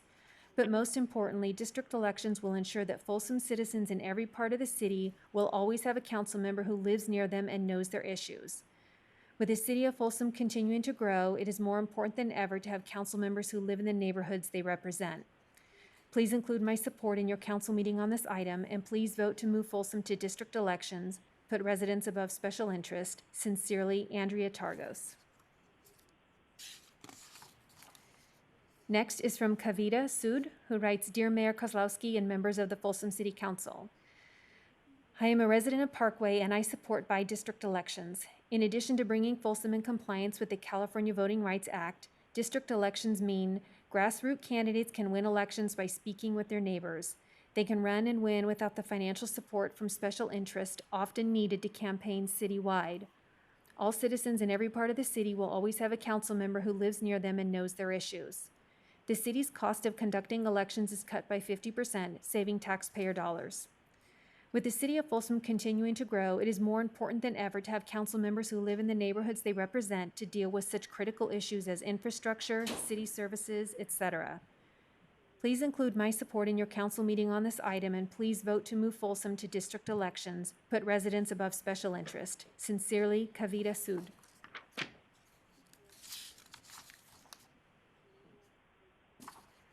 The next was from Vijay Janalagada, but I believe you spoke? Okay, thank you. The next is from Chris Yatuma, who writes, Dear Mayor Kozlowski and members of the Folsom City Council, I am a resident of Name Your Folsom community, and I support by-district elections. In addition to bringing Folsom in compliance with the California Voting Rights Act, district elections mean grassroots candidates can win elections by speaking with their neighbors. They can run and win without the financial support from special interest often needed to campaign citywide. All citizens in every part of the city will always have a council member who lives near them and knows their issues. The city's cost of conducting elections is cut by 50%, saving taxpayer dollars. With the city of Folsom continuing to grow, it is more important than ever to have council members who live in the neighborhoods they represent to deal with such critical issues as infrastructure, city services, etc. Please include my support in your council meeting on this item, and please vote to move Folsom to district elections. Put residents above special interest. Sincerely, Chris Yatuma. The next email is from Lorraine Thayer, who writes, Dear Mayor Kozlowski and members of the Folsom City Council, I am a resident of Empire Ranch and I support by-district elections. All citizens in every part of the city will always have a council member who lives near them and knows their issues. Please include my support in your council meeting on this item, and please vote to move Folsom to district elections. Put residents above special interests. Sincerely, Lorraine Thayer. The next email is from Cheryl Davis. And Cheryl writes, Dear Mayor Kozlowski and members of the Folsom City Council, I am a resident of Empire Ranch and I support by-district elections. I understand that there is opposition to this by some members of the business and development community, stating the council has diversity with the recent election of Councilmember Rodriguez. And Councilmember Howell recently remarked that we had a black council member. I find these arguments offensive because this is not about tokenism, but rather about community representation. If you listened to Councilmember Rodriguez's campaign, the community she clearly was representing in her presentations was the business community of Sutter Street, in which she has a personal investment. While I support her ideas for more outdoor concerts and activities along Sutter Street, nowhere in her talks was there any mention of the impacts and/or mitigations of the noise, car, and foot traffic her proposals would have on residents just one block up. Don't get me wrong, I love our historic Folsom. It's my favorite street in all of Folsom. We take the grandkids there for ice cream, go to the farmer's market regularly, and purposefully did our Christmas shopping at Sutter Street shops to support our local businesses. It's just time that local residents have as much voice through a district-level elected council member as the special interest who finance citywide campaigns. So it is time to bring Folsom in compliance with the California Voting Rights Act, because district elections mean grassroots candidates can win elections by speaking with their neighbors. They can run and win without the financial support from special interest often needed to campaign citywide. All citizens in every part of the city will always have a council member who lives near them and knows their issues. The city's cost of conducting elections is cut by 50%, saving taxpayer dollars. With the city of Folsom continuing to grow, it is more important than ever to have council members who live in the neighborhoods they represent to deal with such critical issues as infrastructure, city services, etc. Please include my support in your council meeting on this item, and please vote to move Folsom to district elections. Put residents above special interest. Sincerely, Cheryl Davis. Next is from William Davis, who writes, Dear Mayor Kozlowski and members of the Folsom City Council, I am a resident of Empire Ranch and I support by-district elections. It is time that local residents have as much voice through a district-level elected council member as the special interests who finance citywide campaigns.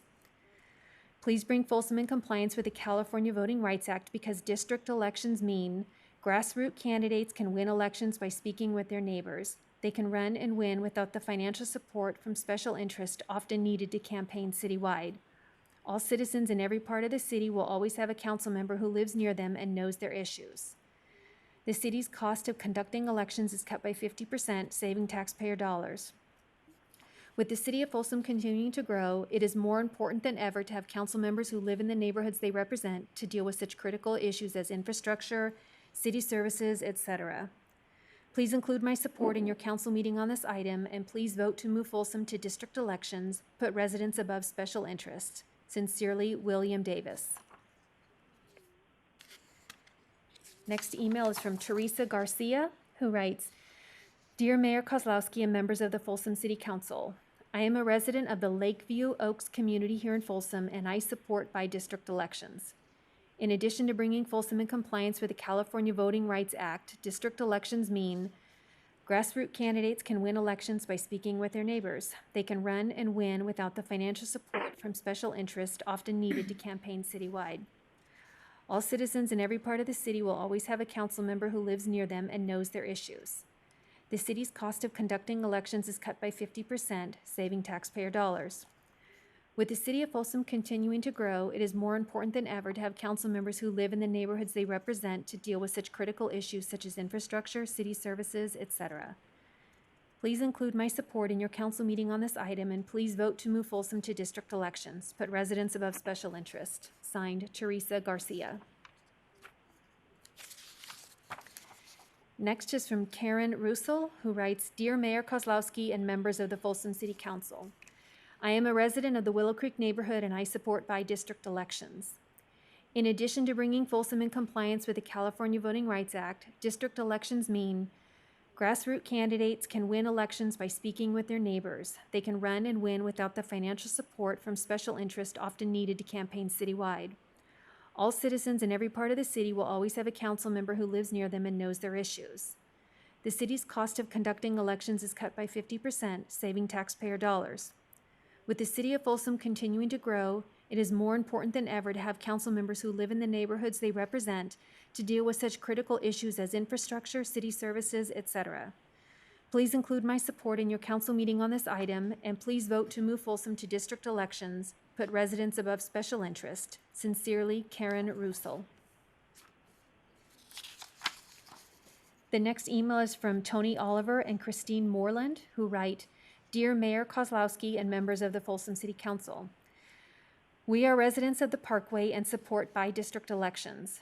In addition to bringing Folsom in compliance with the California Voting Rights Act, district elections mean grassroots candidates can win elections by speaking with their neighbors. They can run and win without the financial support from special interest often needed to campaign citywide. All citizens in every part of the city will always have a council member who lives near them and knows their issues. The city's cost of conducting elections is cut by 50%, saving taxpayer dollars. With the city of Folsom continuing to grow, it is more important than ever to have council members who live in their neighborhoods they represent to deal with such critical issues as infrastructure, city services, etc. Please include our support in your council meeting on this item, and please vote to move Folsom to district elections. Put residents above special interest. Sincerely, Tony Oliver and Christine Moreland. Next is from John Wright, and he writes, I am writing to express my support for Resolution 10575. The way that we currently vote for council members is not as representative as it should be. This resolution will, when approved, show our intent to initiate procedures to move from at-large elections to district-based elections. Once finalized, the new election process will enable better representation. Not only will candidates have a better idea of their local constituency, but more candidates will have a chance to run for elected office. They will not need to have as much financial support because they will in effect be grassroots candidates. Neighbors representing neighbors. In light of what has happened in the last week in our country, this is the type of democratic representation that we need, and we need it now more than ever. Sincerely, John Wright. Next is from Bernard Dooley, who writes, I support by-district elections. We live in Natoma Station and do not have any representation on the City Council. Signed, Bernard Dooley. Next is from Robert Dresser, who writes, Dear Mayor Kozlowski and members of the Folsom City Council, I am a resident of the City of Folsom and I respectfully urge you to support district elections. The California Voting Rights Act clearly requires elections by district here in Folsom. In this era of division, it would be a great sign of unity and willingness to support grassroots democracy for you to change to district elections for 2022. Despite the results of the last election, there is little question that the rights of minority voters have not been fully vindicated in Folsom, and there is no guarantee that, with the rapid rate of growth in this city, minority interests will be fairly represented in future elections. In addition, district elections are the most reliable way to assure representation at the neighborhood level. Even if you believe it is a closer legal question than it is, why risk incurring additional substantial legal costs rather than settling the lawsuit now? You would be striking a blow for good government by agreeing to have district elections in 2022. Thank you. Respectfully signed, Robert Dresser. Next is from Nancy Moore, and Nancy writes, Dear Mayor Kozlowski and members of the Folsom City Council, I am a resident of the American River Canyon South neighborhood. I strongly support district elections. I believe district elections will give neighborhoods better representation because our council member would live in the district he or she represents and have a better awareness of its concerns and priorities. I believe it would provide more accountability. I have lived in my neighborhood for more than 23 years and have never felt that this area has been adequately represented. Establishing district elections would bring Folsom into compliance with the Voting Rights Act. It is an issue I care about. Please do the right thing for Folsom residents. Sincerely, Nancy Moore. And the next email was not signed, so there's no name that goes along with it. The email address only indicates Cobbles. I strongly support election of city council members by district. Folsom property owners in L&L districts have been systematically defrauded by unlawful annual assessments for years. No elected official has even bothered to take a look at the L&L Act and engineers report that show the violations.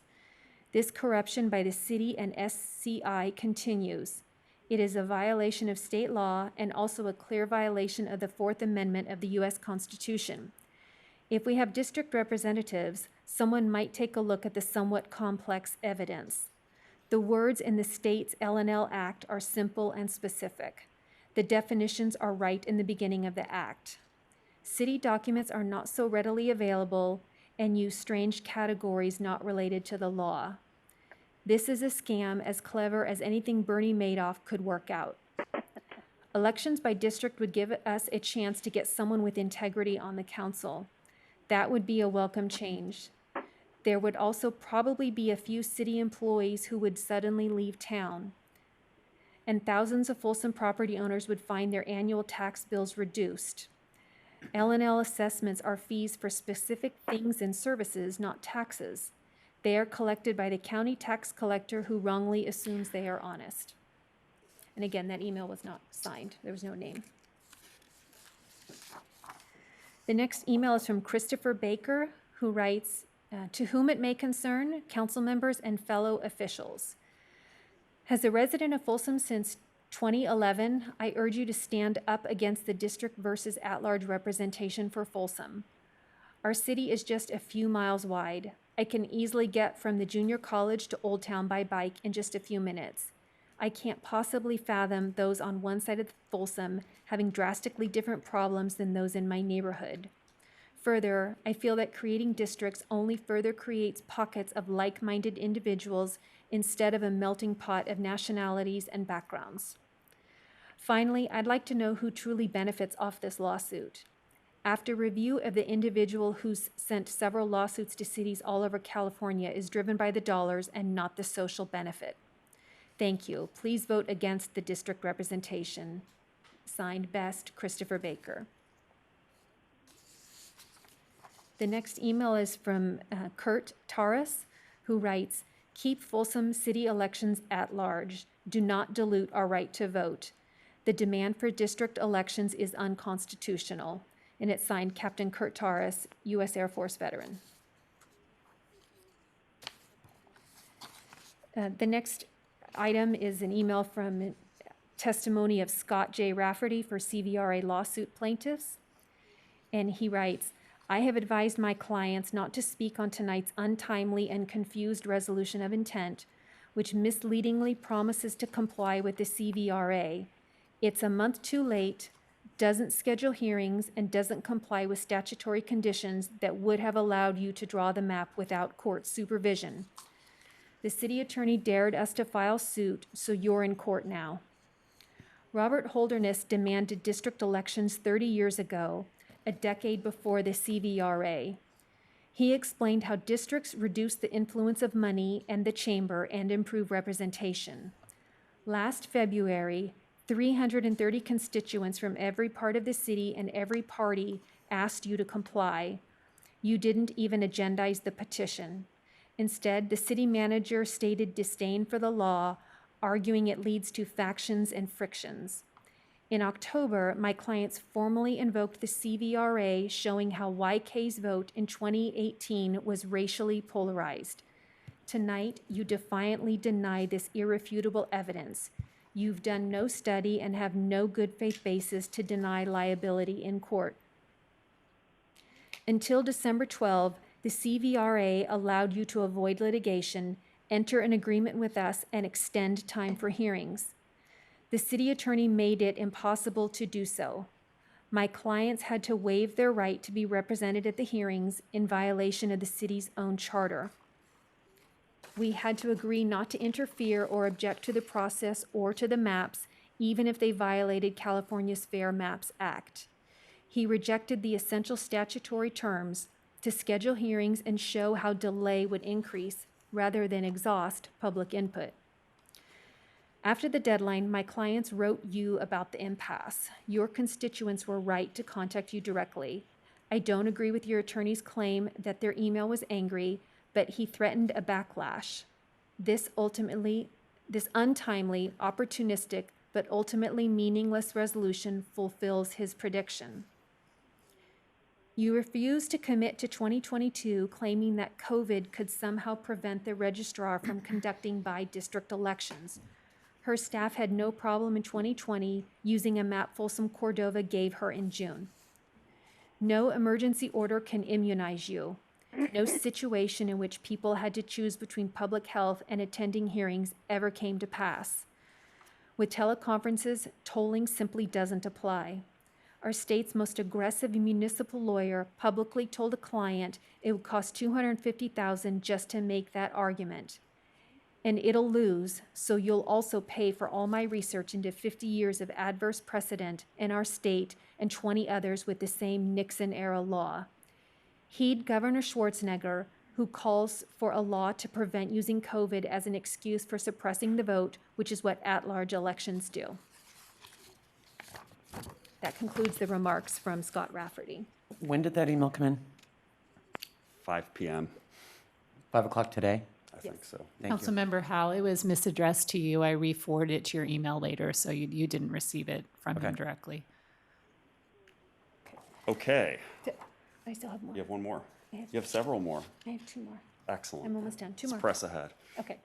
So the next email is from Carlos Alcala, who writes, please read during item 10. Your city attorney was fortunate to have had an opportunity to work with Scott Rafferty. No one retains Dr. Rafferty unless they intend to have an advocate dedicated to every disenfranchised minority. In Antioch, he found common cause among opposing viewpoints, leading a harsh critic of district elections to apologize to him on the record. In San Ramon Valley, USD, he stood up to personal attacks that repelled Asians who had spoken in support. In Richmond, he again had to stand in for Latino citizens after council members used foul language and called them Mexicans. In Napa Valley, USD, when he represented Latino citizens, he criticized splitting a district that was 47% Filipino but had very low turnout.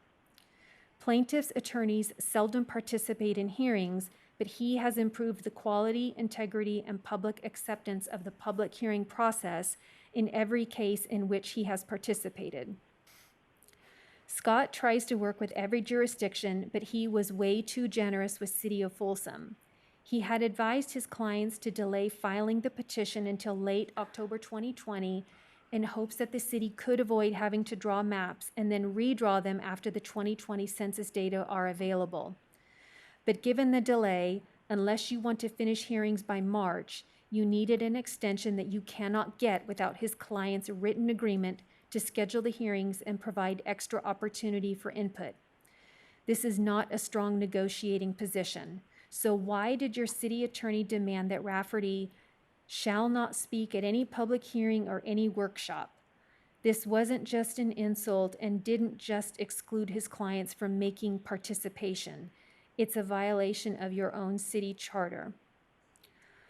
Although Scott may have experience from CVRA hearings in more jurisdiction than anyone else, the city attorney rejected every one of his suggestions for engaging the public. You had the opportunity to preside over a genuine collaboration reaching out to the entire community, and instead the city attorney's untimeliness, arrogance, and disregard for this law has forced a lawsuit. I'll come get you. And it's signed Carlos Alcala, Chair, Chicano Latino Caucus, California Democratic Party. The last email that we received today is from Justin Rathel, and Justin writes, Mayor Kozlowski and council members, we all knew this day would come. Attorney Scott Rafferty has been extorting cities and school districts for over a decade for personal gain. I implore you to not use our tax dollars to pay him off.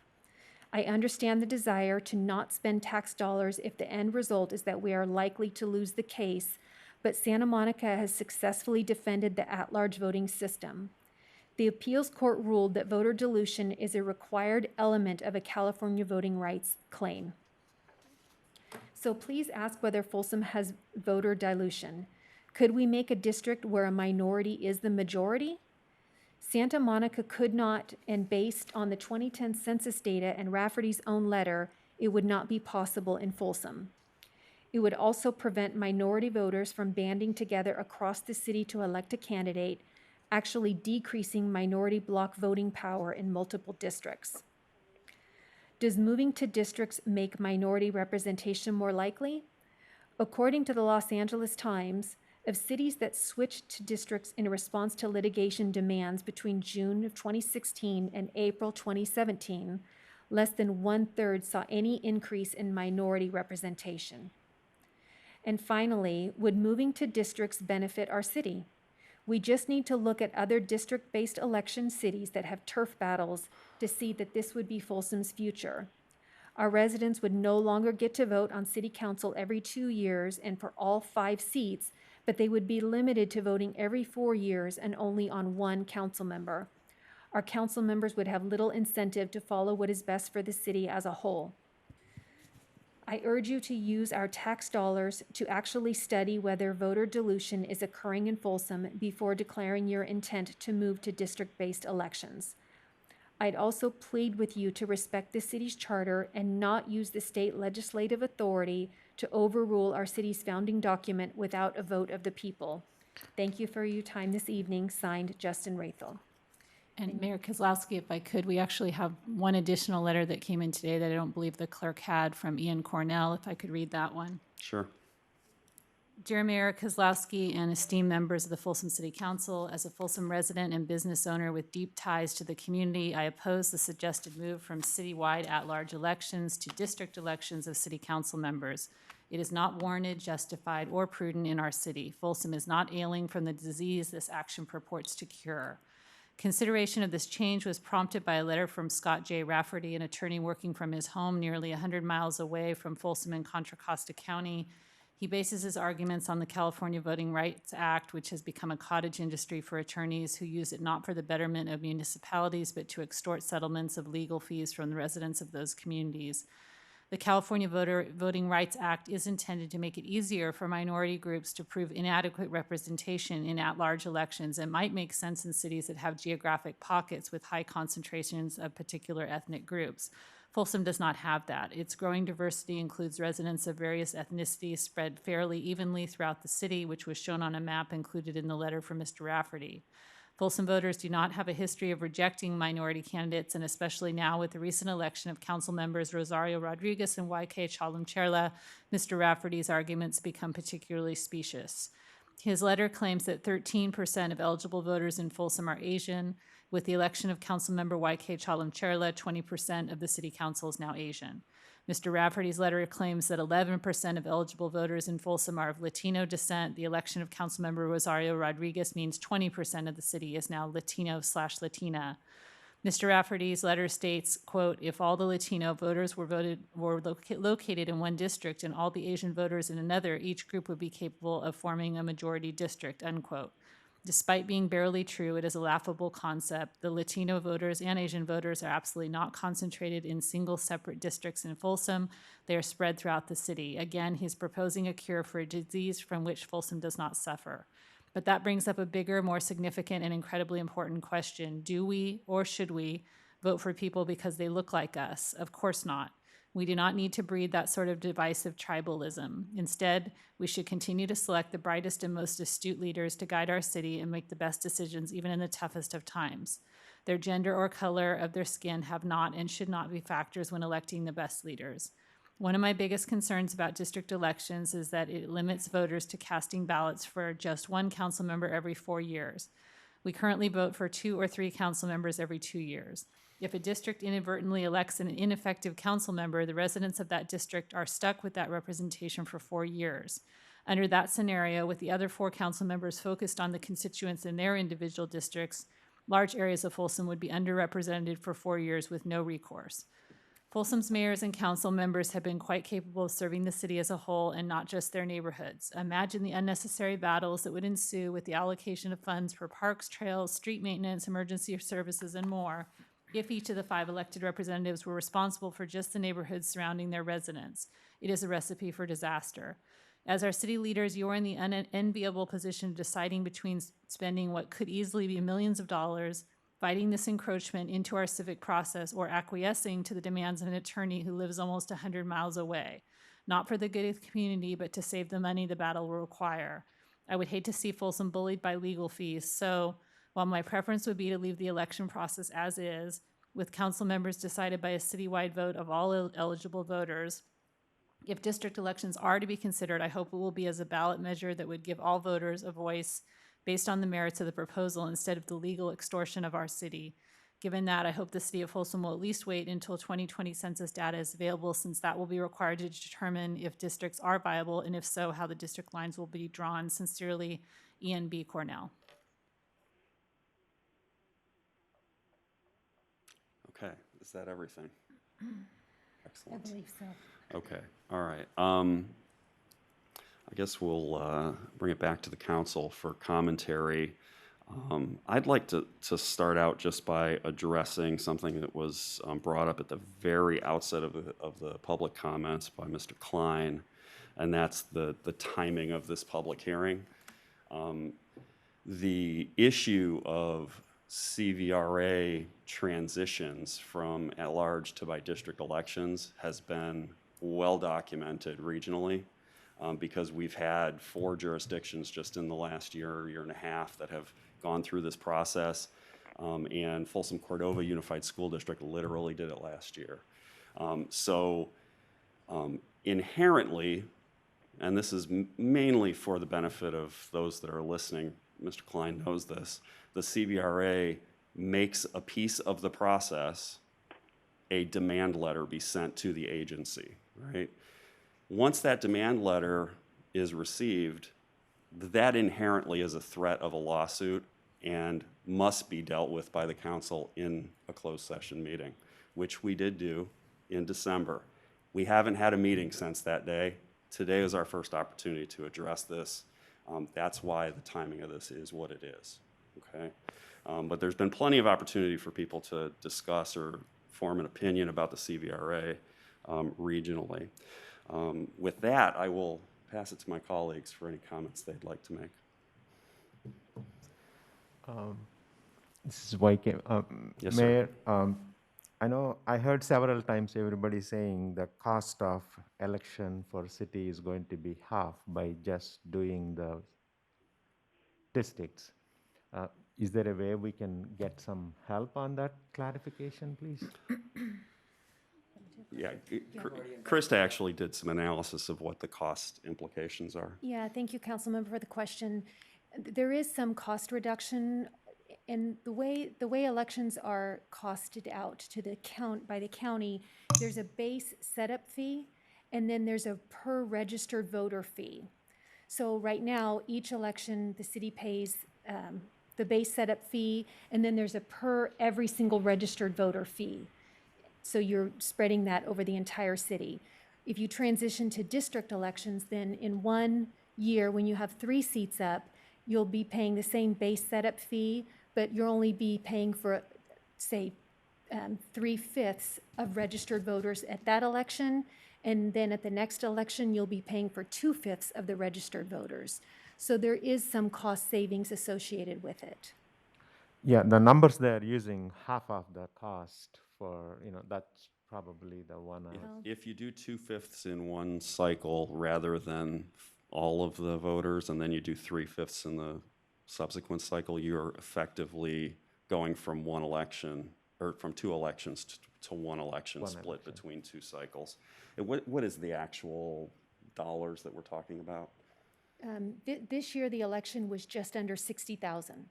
Okay, so we could save Yeah, you'd be some essentially portion of splitting that it 60,000. 60 and 40% between the two elections, Okay. is the way you would be distributing that cost. That makes sense. Okay, Thank you. thank you. I have some comments. Please. Oh, No, sorry. please Okay. proceed. So, in talking to people, something that was very important was integrity and transparency in the information that gets disseminated to residents. And I don't feel that we have done a good job in communicating this issue to the residents, that there could be a substantial change to the way that Folsom is governed. When I look at this issue, I look at moving to district elections will not be solving a problem that minorities cannot get elected. And as many have said, YK and I organically were elected to office from a lot of hard work. And the outcome was overwhelming. And so when I look at the city of Folsom and I see that, we don't have underrepresented minorities in our community. On the contrary, we see some of the issues that have created for other cities. But now that we have people of color elected to the council, I continue to ask, why are we still advocating for districts? In all of the comments that we heard, there were plus 30, not one person said, I am a person of color, and I do not feel that the city of Folsom represents me well. And the California Voters' Rights Act is about minority representation in getting people elected, people of color elected. So those are just my comments. If I may address that real quick, Mr. Mayor and the member of the City Council, the California Voting Rights Act actually does not care about the candidates. The California Voting Rights Act cares about voters.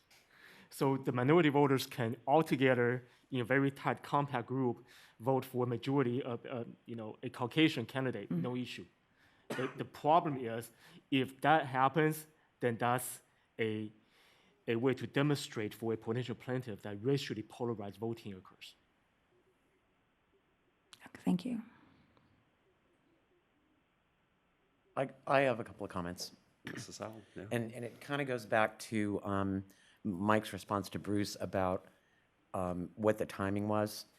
And there has been a fair amount of discussion in the background. I know I've met with VJ and some of the other people, Ms. Bronstein and people from the Folsom Democratic Club. That was a year and a half or so ago. And I'm pretty much going to say tonight what I said to you that day. Part of the reason for the discussion happening, not necessarily in the city's newsletter or anywhere else, is that the city of Folsom has been living in fear of getting that demand letter. We've been watching over time for the last several years when Santa Monica tried to overcome it, when Palmdale and the other cities throughout the state have attempted to resist going to districts. I do not believe districts are good for the city of Folsom.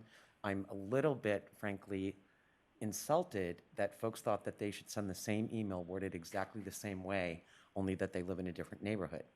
I live very close to some of those neighborhoods. Mike lives close to those neighborhoods. Sarah, YK, and Rosario, we all live close to those neighborhoods. All of us know, for the most part, what is going on in nearly every neighborhood in Folsom.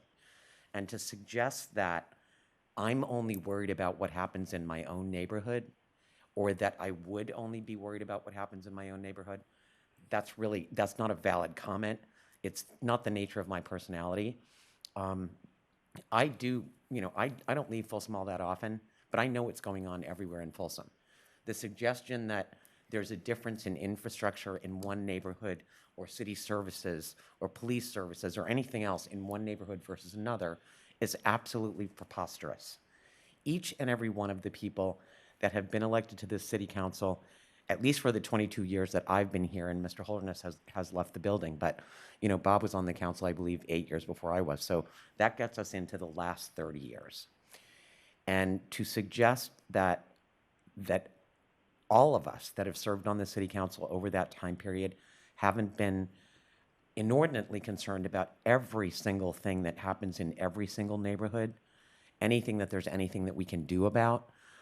We get a lot of complaints about little things that maybe we can't fix, or things that are social in nature that the city of Folsom doesn't really have either the resources or the ability to influence. But I would much rather know that all 5 of the people that are sitting up here are beholden to every single resident of the city of Folsom, not just the people that live in their neighborhood. So I am kind of offended that people honestly believe that things would be any better.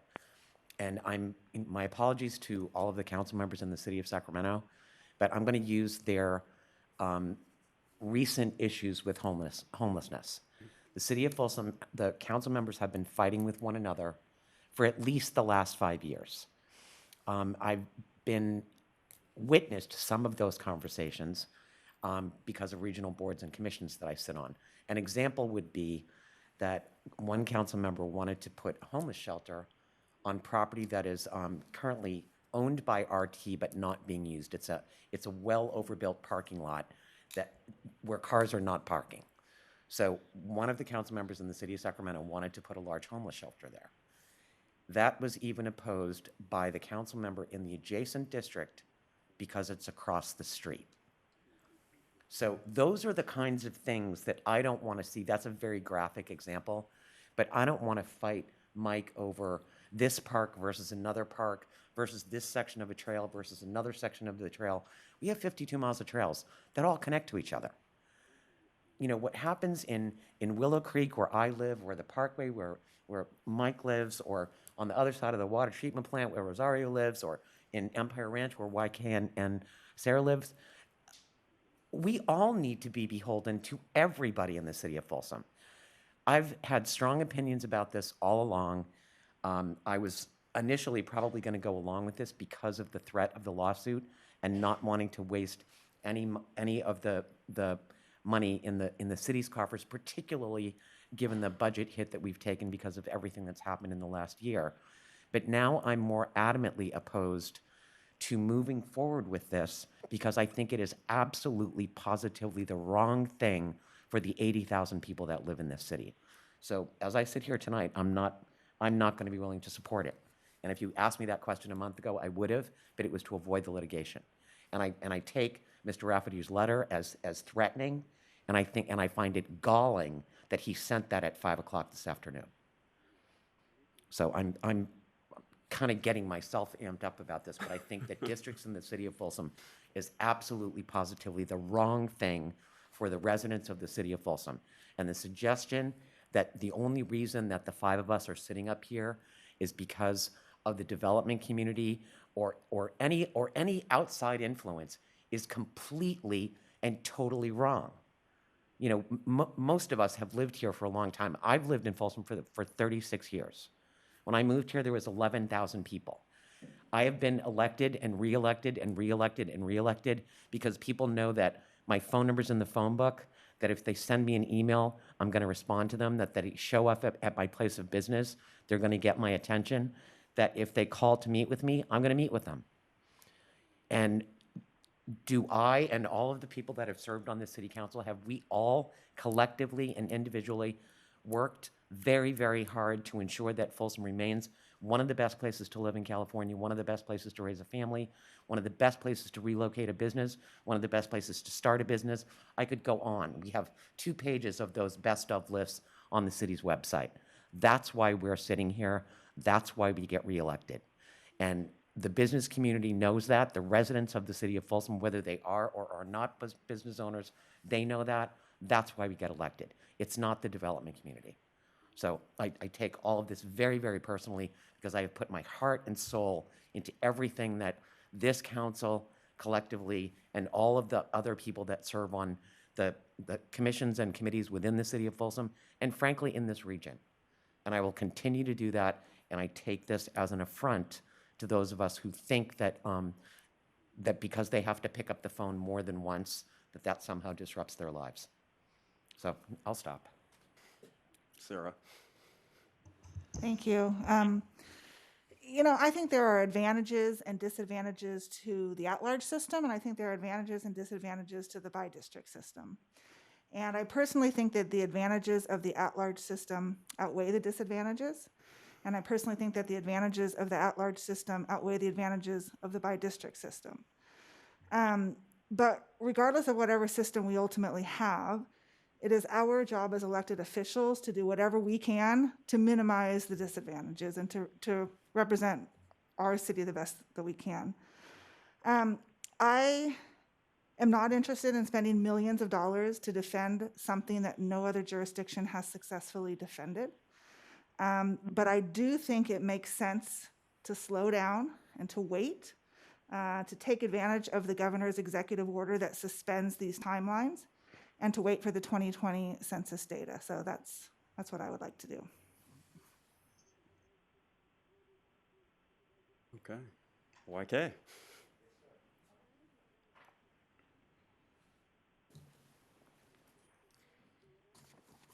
Is the ordinance giving any misrepresentation, declaring its intent to initiate, declaring, maybe it is sending a wrong signal that we are moving that side from at-large to by districts?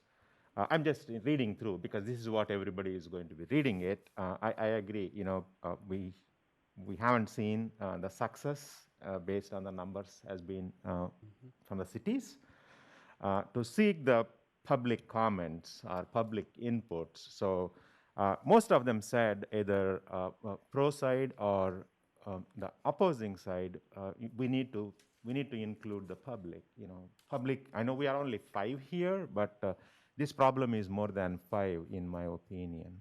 So that's where I'm standing. Is there altering it? We are not declaring as a 5, but it is certainly we are looking for the public comment on this matter, and certainly that will give some time for 2020 census and other matters. That's where I am. Okay. All right. Any other comments? All right. I'll just say this. The CVRA is, for good or bad, it's an example of the state legislature declaring cities to be guilty of something that they may or may not be guilty of. Okay. It works from a supposition that at-large elections automatically dilute the vote of some group of people. Okay. Now, the residents of Natomas Station are not a protected class, although they have not had a city council person from that neighborhood elected in the past. But to Carrie's point, to your point though, they've had 5, and a number of the emails that I received left the impression that people are living in Folsom currently with no representation whatsoever because there's not somebody that lives down the block from them, okay? And I think that's a faulty premise to work under, okay? I don't live anywhere near Kevin Kiley, but he's our representative in the assembly, okay? And if I want to find him and pigeonhole him and make him talk to me, I can do that if I'm a little bit aggressive, okay? Maybe it's easier for me than some other people. However, anybody can do that, okay? Same goes for every other one of the elected officials that represents us locally. So I agree with Carrie 100% that everyone has 5 representatives, and I think that was brought up by a couple of speakers tonight. The converse to that, though, is that there are instances where that voter dilution in California has been a problem, and the CVRA probably was well-intentioned to try and correct some of those instances, but what it has become is a solution searching for a problem, okay?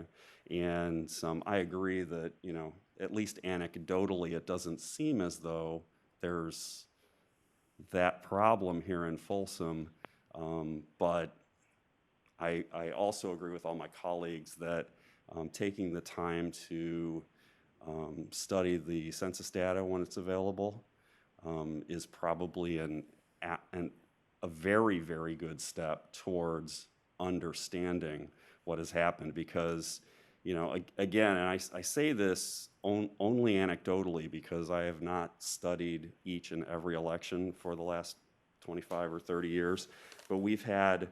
You might want to ask Marco, because I'm pretty sure he has. Within my recollection, and Marco, you can correct me if I'm wrong, there's been, just in the last, since the 2010 election, there's been 6 instances where a minority candidate ran for election, and 1/3 of those were successful, and they're sitting here with me tonight. And I can tell you that my personal experience, and I know that the CVRA is not about candidates, okay, but my personal experience is that it took me effectively 4 campaigns to land here on the city council representing people, because it took that long for me to wear out several pairs of shoes, refine the things that the messages about what I was interested in and how that matched up with what my neighbors were interested in, and get to know enough of my neighbors all through the whole city that they were willing to trust me with this job, okay? YK did that over 2 election cycles. Rosario did that by being super energized within a bunch of organizations in the city and being very, you know, very leadership forward on Sutter Street issues. And that's the thing that gets people elected. And I think that the CVRA tries to disregard the reality of how elections actually work. So that all being said, I'm willing to entertain a motion if there is one in the offing. Do we need one, or are we just not approving the? I think we need to probably move to The table agenda this. item is a resolution before the council, so you can table the item, you can continue the item, or you can vote on the item. I would make a motion to continue it for at least 30 days. Or until the census is back? We don't think we're going to have the census data until April, May, June, something like that. It was supposed to be done in March, and we know we're not going to see it then. But in the meantime, I think what, you know, Mr. Bruce was talking about, can we at least start, you know, listening to the public? I know we are representatives, you know, and we are representing them. I know it is out there right now. It's not no secret. Is there any process we can establish, at least listening? I know we got 25 emails here. I'm not expecting to thousands of emails. That's not my point here. At least, you know, listening to them, or one way or another. You know, that's an option as well. So we can table this to an unspecified date. Yeah. It'll come back to us on some date, probably in the relatively near future. And in the meantime, we certainly can gather a lot more comments from people. Yeah. This will definitely land on the cover of the Telegraph this time. So Yeah. Now, in YK, I think it's important that you understand that you and Rosario are new to this, but we, Mike and Sarah and I, have been getting emails on this subject. I probably, just in the last 3 days, I would say that I've had 15 phone calls on the subject. Yeah. And all of the phone calls on the subject that I've gotten in the last 3 to 4 days have been not in favor of districts. Right. Yeah. Well, even during campaign season, this issue was a hot topic. Yeah. Yeah. And for people who are in the know, are aware of it, but for people who are not, which is probably the majority of Folsom, they don't know what is about to hit them if we don't communicate and let them be aware of the issue. Yeah. I know since my name was used. My name was used several times in several communications as a minority candidate, or one thing I can say, Folsom never treated me as a minority candidate when I was running for the campaign. And it is all about the dedication. And I agree with Mike, passing that message to the Folsom residents, what I can offer, what I can stand for you, how I can serve you. So there is nowhere it is an Indian American or a brown skin. I never felt it. I have to speak that, being one of those persons, and this CVRA is talking about that one. Mike gave that six members ran, and how consistently and how they pass that message to the Folsom residents. And so I just want to make that point clear. Folsom is not like that. You know, you put your best heart, you will win. You don't need any of these minority things. And I'll just add one more comment. If you go all the way back to 1996, Mike, you said you looked at it through 2000. If you go back to 1996, if your numbers are right, then that means 6 people ran that would have been considered minorities, and 3 of them were elected. So that's 50% of the people. There you go. There you go. Okay, so Mr. City Attorney, before we proceed. I'll modify the motion to continue off calendar. Okay. And you want us to embark, we're happy to embark on a public education program? Yeah, Is that I the was desire of the I was council? just going to ask a quick question before we Okay. we seek a second. The governor's stay of the timetable for CVRA and lots of other things.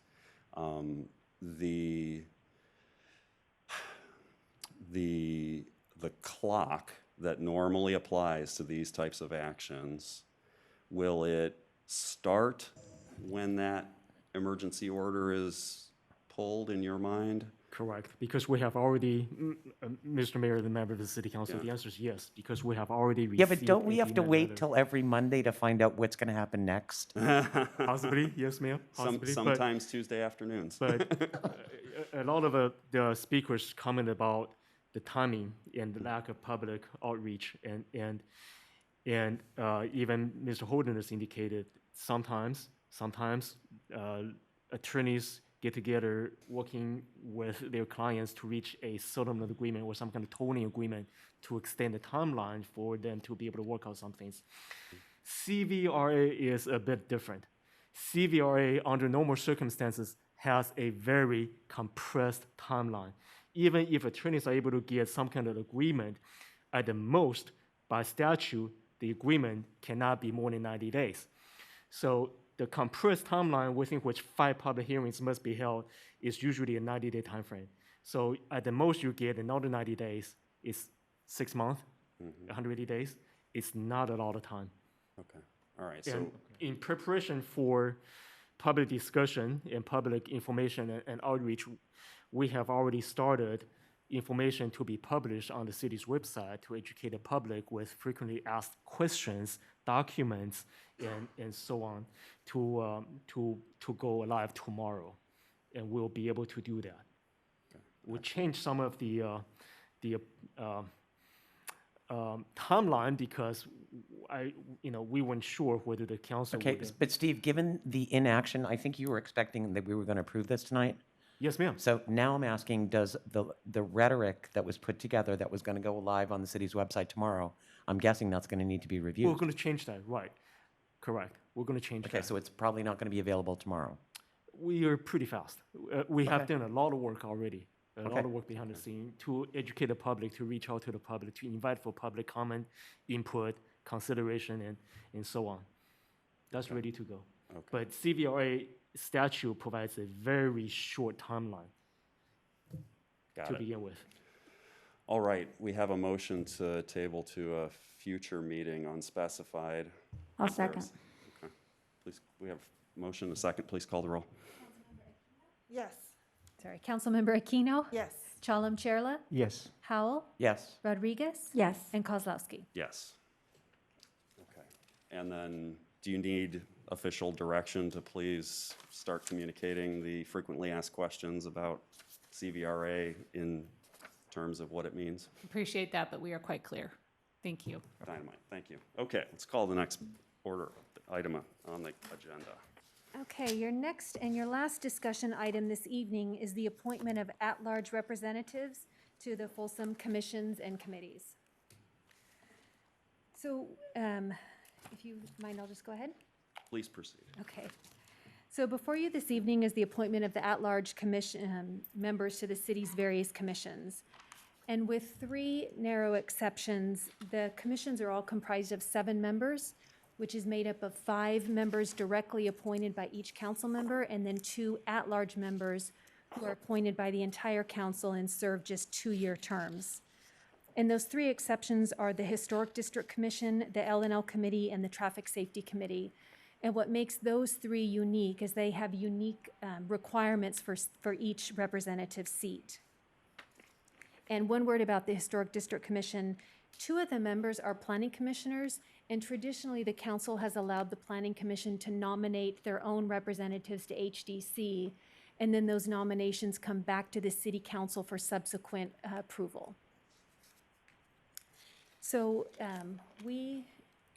if your council is ready to proceed, we have ballots have been provided to each council member, which you will see displayed on the overhead screen here.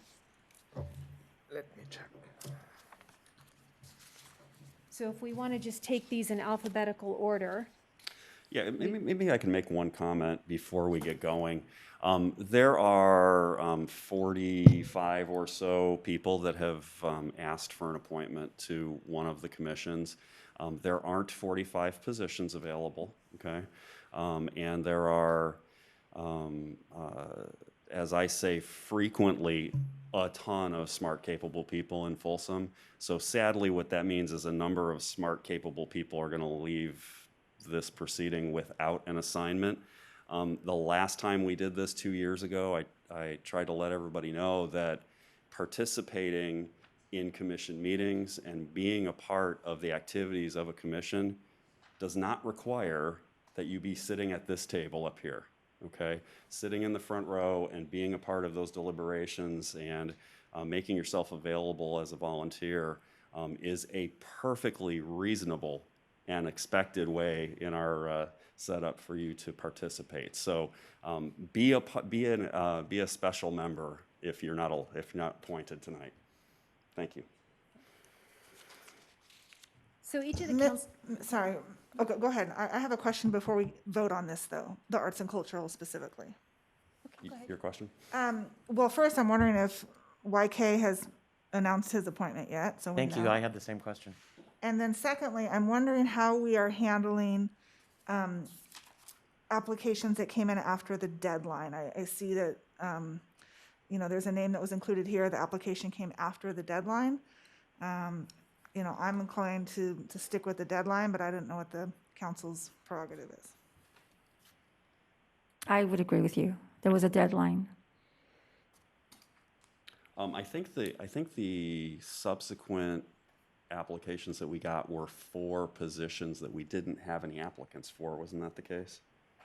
The 2 business owner positions on the Historic District Commission? That's correct. So we didn't. And Barbara Hawkinsmith, though, applied here, and that was just received within the past couple days. Yes, it was. That's correct. So I'm just suggesting that perhaps an exception for the for those 2 positions, because we didn't get any applications during the deadline period. And you're talking about for HD? For HDC, the business owner owners. outside and the Okay. business owner inside, since she's sitting up here now. YK, did you I don't need- know. I'm happy to go with the will of the council, but Yeah, staff is comfortable with either approach. We just didn't want to deny you that opportunity. Okay. So we included the application and we'll leave it to the council's discretion if they would like to consider those late applications as well.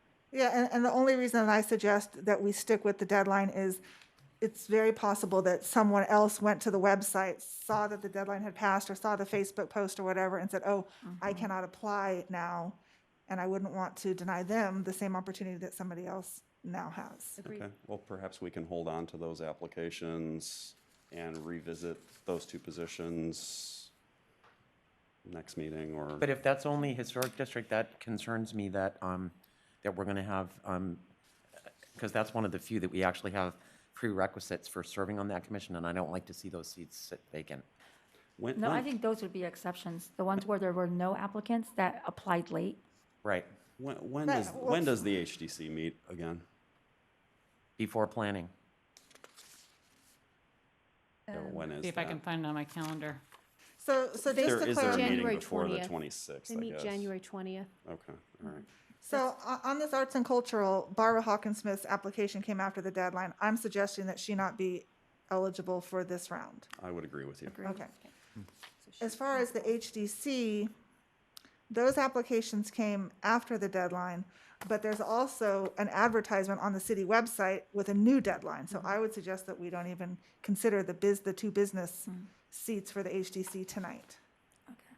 There's a new deadline of, I think, February 18th or something like that. I don't remember what the deadline is, but we re-advertise because we had no applicants. Right.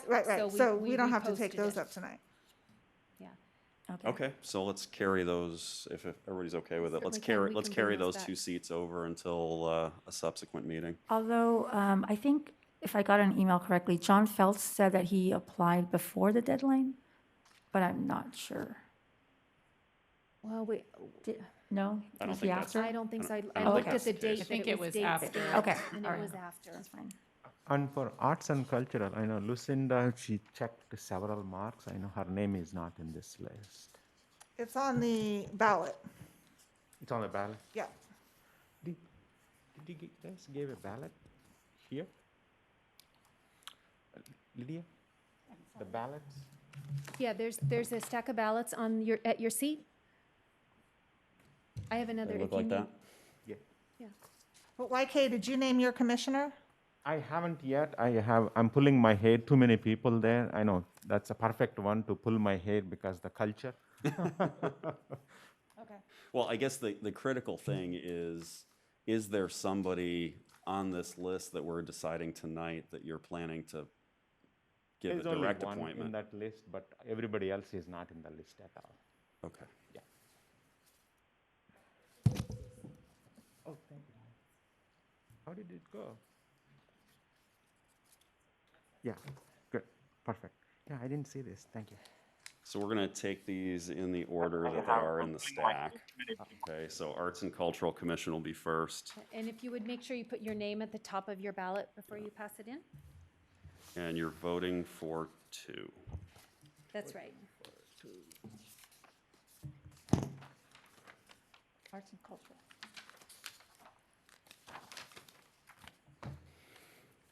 I can take yours, YK. Yeah, I'm almost done.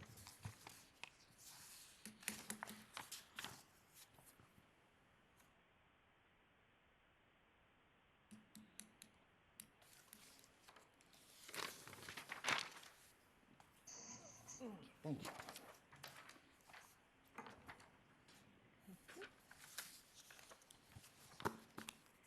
Okay. Ready, Lydia? Okay.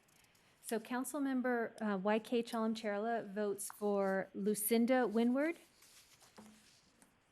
and June Zhang.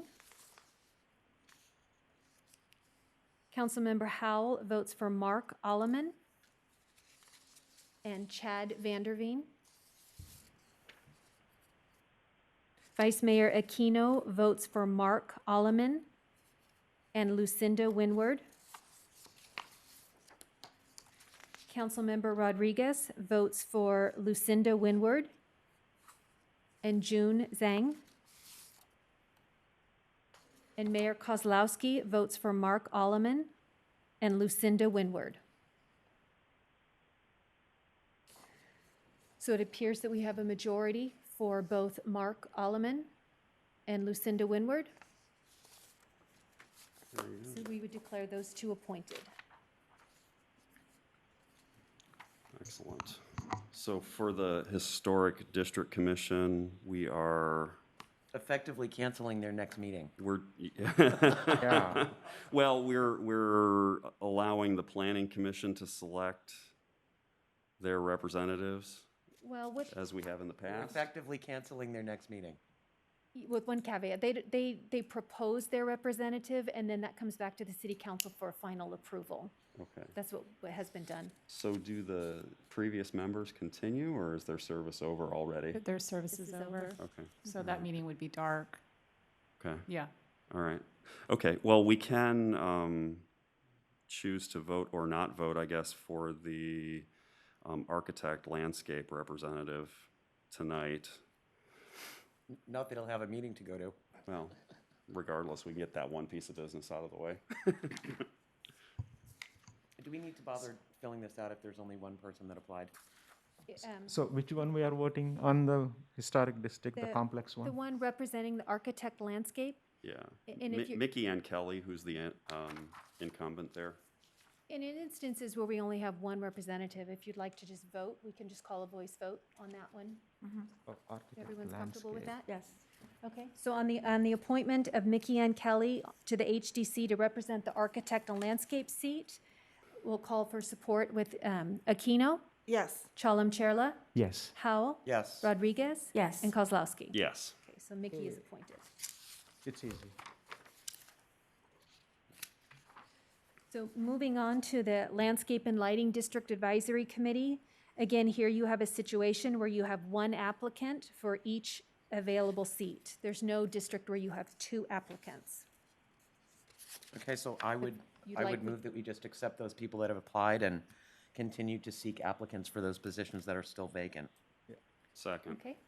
We will call the roll. Council members Aquino, Yes. Chalem Chella, Yes. Howell, Yes. Rodriguez, Yes. and Kozlowski. Yes. And could I make a suggestion? There are quite a few L&L openings. Anybody who does not get an appointment tonight, is it possible to check their address to see if they reside in a vacant L&L and see if they'd be interested in applying for that position? We certainly could. Okay. That's a great suggestion, Vice Mayor. Thank you. Okay, so each of the applicants for L&L is appointed. So we'll move to the Library Commission. And on this list, you'll remember that Lucinda Windward was just appointed to the Arts and Cultural Commission. So she comes off as an eligible candidate, Lucinda Windward. So you, again, as a reminder, you'll each be voting for two here. Waikiki.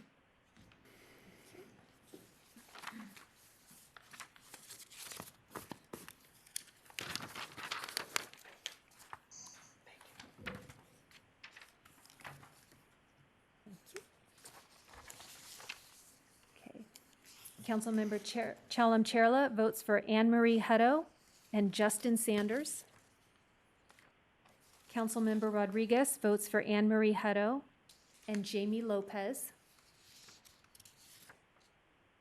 Mayor Kozlowski votes for Anne Marie Hutto and Jamie Lopez.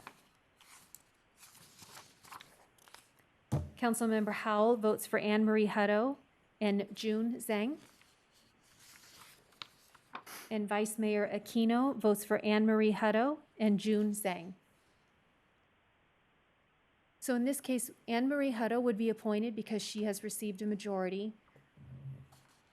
But we would need to revote on the other three possibilities. So I know I'm the only one with one vote. Mayor, you go with your directions, how you want to handle that situation. If you want to change your vote, you can tell us what you'd like to change it to. I'm not going to suggest how you should vote in this instance. If that's the option you guys are giving me, I'll go with June Zhang, changing my vote from Mr. Sanders. Sorry, Sanders. Okay. So in that instance, then June has received a majority vote, so will be appointed.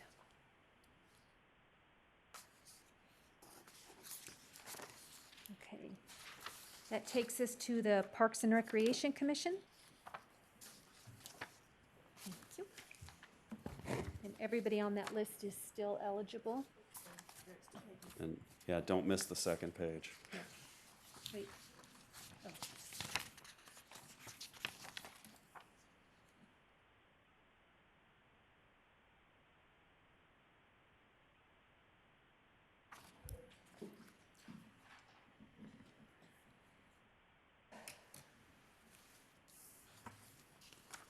Can I put 3 check boxes? There are so many great people here, that's the hard part. Thank you for all of you.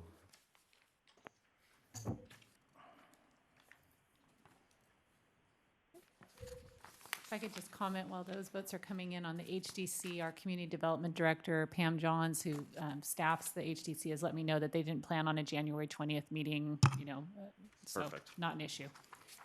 The stars have aligned. I told you they weren't going to have a meeting. Whether they wanted to or not.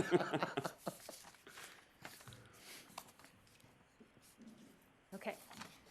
Councilmember Howell votes for Dave Nasworth and Paul Romero.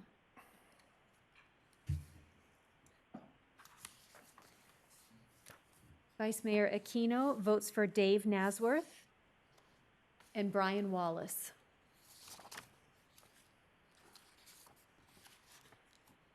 Councilmember Chalem Chierla votes for Mark Moore and Dave Nasworth.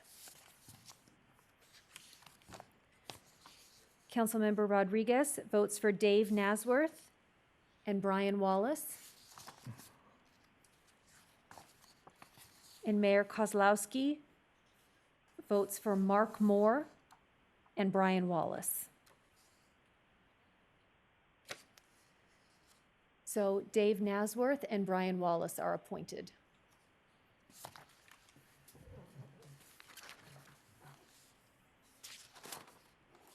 All right, next is Planning Commission. So, as Brian Wallace was just appointed, he comes off the list, Yes. and so does Dave Nasworth. Brian Wallace off. Off.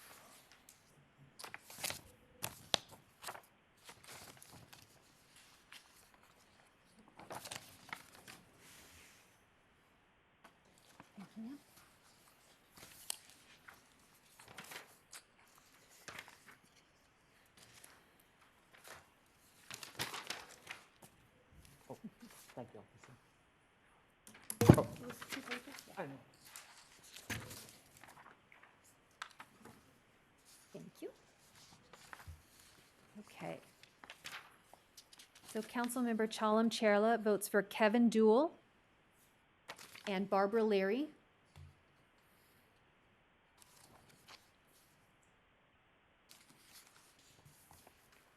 Vice Mayor Aquino votes for Kevin Duell and Barbara Leary.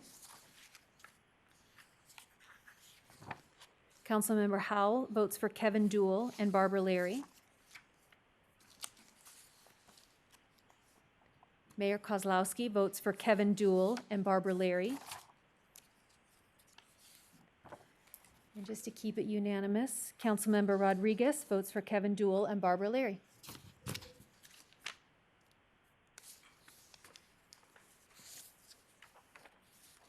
So they are reappointed to the Planning Commission. Congratulations. That takes us to Traffic Safety Committee, where you have 3 selections to make. 3 selections, okay. 2 representing citizen representative and 1 representing a bicycle or pedestrian safety.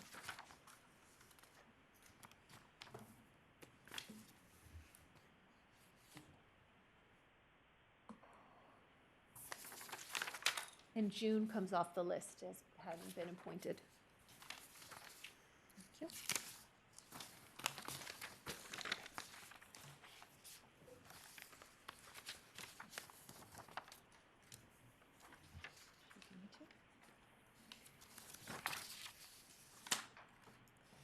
Okay.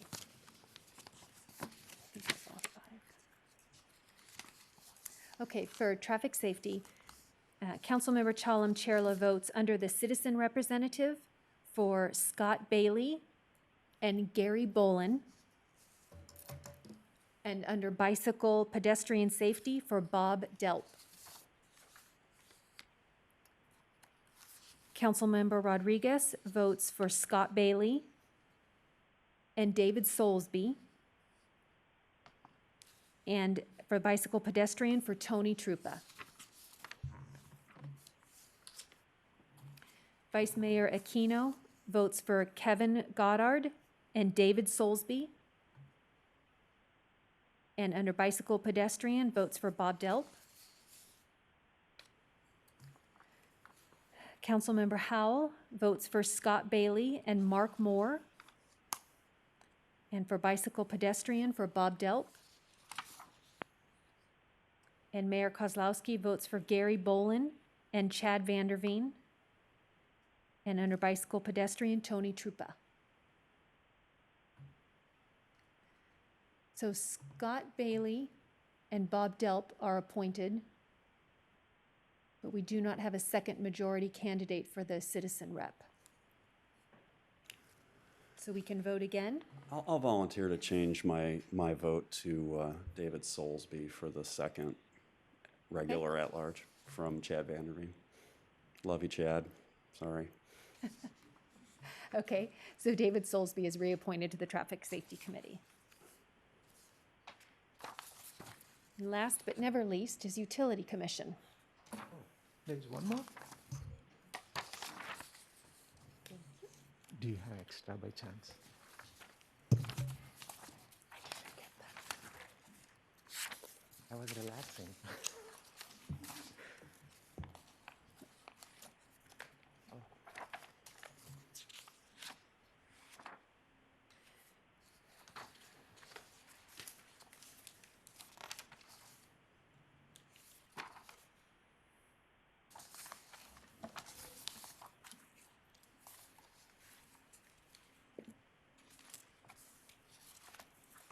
I have a question. We've got 3 people listed up there as incumbents.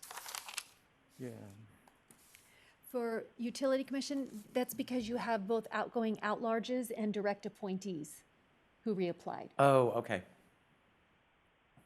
That would have been helpful to point that out. Yeah, I think Daniel Grote was appointed Andy, yeah. by Andy. So Bob Hess was a at-large last time. Correct, yeah. What's that?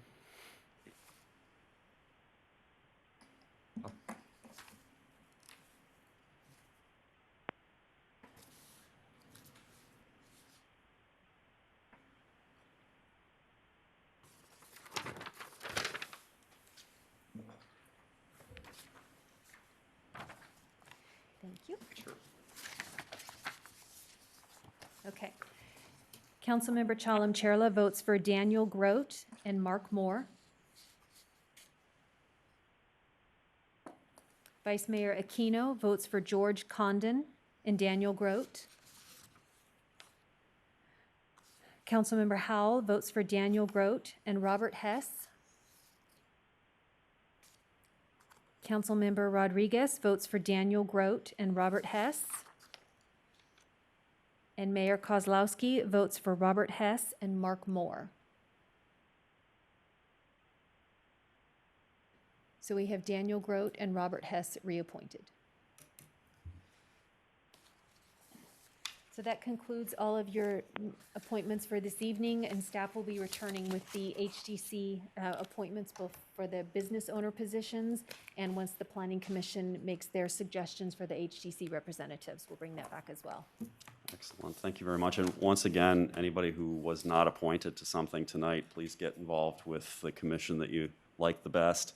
I can tell you from personal experience that the Utility Commission rarely has anybody show up that isn't on the board.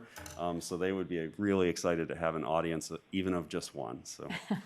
I have one quick question about the Planning Commission recommendations to the Historic District coming back to the council. I know that happened recently. I'm trying to recall if it had happened previously. I don't remember it ever happening until a request was made because there was a dispute over it. I think historically, the Planning Commission was left to its own devices to put those people on the Historic District Commission separate from the recent brouhaha about that. Yeah. And my personal feeling would be that is work for the Planning Commission to make those appointments to the Historic District Commission. I don't think it needs to come back to us. I believe when we looked at the code, it indicated that appointment was made with the mayor with the concurrence of the council. Was the If you could just double check it, because I don't ever remember there being Yeah, an issue about that in the I past. believe our city attorney is double checking right now. Yeah, your memory is correct, though. There was quite a few years where we just had the planning commission name their appointments, and then maybe 2 or 3 cycles ago, that transitioned back to those appointments coming to the council for final approval. Well, it was only because there was controversy over it. Well, there was Anyway. a reason that prompted a change. If there's no controversy, we can put it on the consent agenda. Good point. And can I make one other, does it bother anybody else that it's called the Arts and Cultural Committee instead of Arts and Culture? I realize it's like part of the municipal code, but can we just do an ordinance change? Because it just does It not really work for bothers me. me. Yeah, I said let's change it. Arts and Culture. I'll leave the English to Sarah and Elaine, so whatever you girls want to do is fine with me. And Mr. Mayor and member of the City Council, City Manager is correct. Per our code, it does say that the HDC commissioners appointed by, are to be appointed by the mayor with consent of the City Council. So it doesn't the 2 refer planning to- commissioners are part of the HCD. So that's why they form, that's why they provide a recommendation to the City Okay, Council. that was for basically final somebody action. nitpicking because they wanted to make an issue of it. Okay, it's as I remembered, we didn't used to look at it. Okay. Got it. Okay, terrific. Mrs. Anderson, City Manager report. All right, We thank are- you, Mayor. We are there. The City of Folsom is offering free hand sanitizer to Folsom businesses and residents at 2 upcoming drive-through events. For businesses, that will be on Tuesday, January 19th from 8 to 10 in the morning, and for residents, it will be that Friday, January 22nd from 4 to 5:30. Both of the events will be held at the Ernie Sheldon Youth Sports Complex parking lot at 405 Natoma Station Drive in Folsom, and you can learn more at www.folsom.ca.us. The city is updating the housing element of the general plan to ensure that the city is meeting the housing needs of all members of the community. The plan is designed to provide the city with a coordinated and comprehensive strategy for promoting the production of safe, decent, and affordable housing. The city invites community members to review the draft housing element update and provide city staff with comments by February 9th. To review the draft plan and for more information, please visit folsomhousingelement.com. Join the Folsom Chamber of Commerce and Mayor Mike Kozlowski for the virtual annual State of the City address on Thursday, January 28th. In the annual address, Mayor Kozlowski will recap Folsom's resilience during one of the most trying years in our city's history and discuss important initiatives for the year ahead. Participants will also hear from a panel of healthcare experts about how Folsom is positioned to face the COVID challenge in 2021, including updates on the vaccine rollout. Tickets to the virtual State of the City event are available on the Folsom Chamber of Commerce's website. And that's all I have, Mayor. Thank you very much. Comments from the council. Rosario. I do. Well, I hope everybody had a happy new year. I'm really excited that today Sacramento County went into the purple tier, so there's outdoor churches, gyms, and restaurants.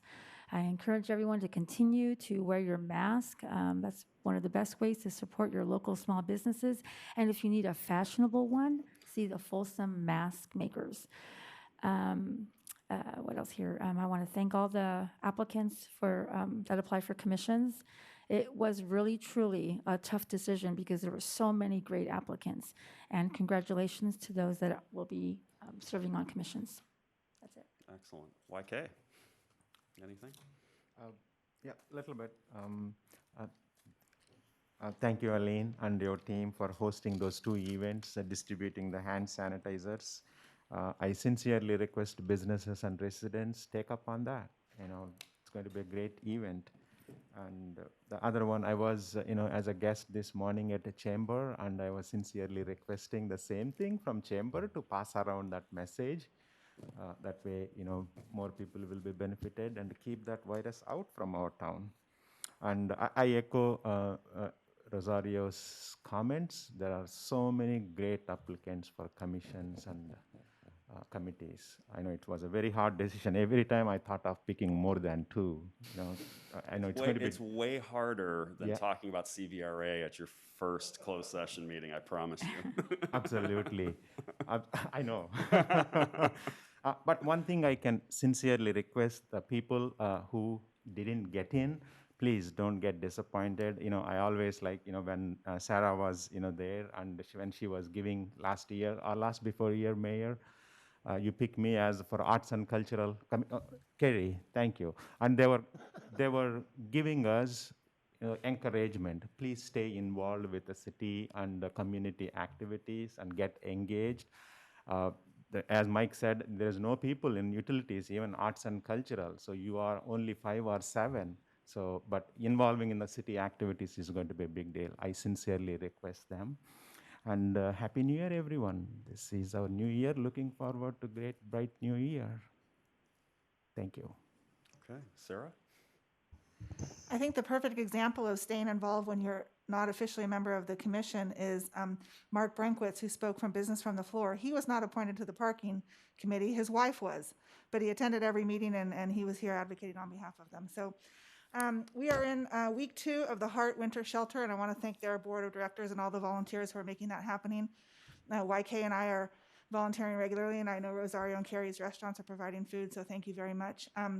Judy Alexander, the president of Heart, let me know that Rancho Cordova and Citrus Heights and Elk Grove and all the other cities in our county who have a Heart of Folsom or Heart, their own Heart, and usually run a winter shelter are not doing it this year. So really kudos to our Heart of Folsom for stepping up to do that.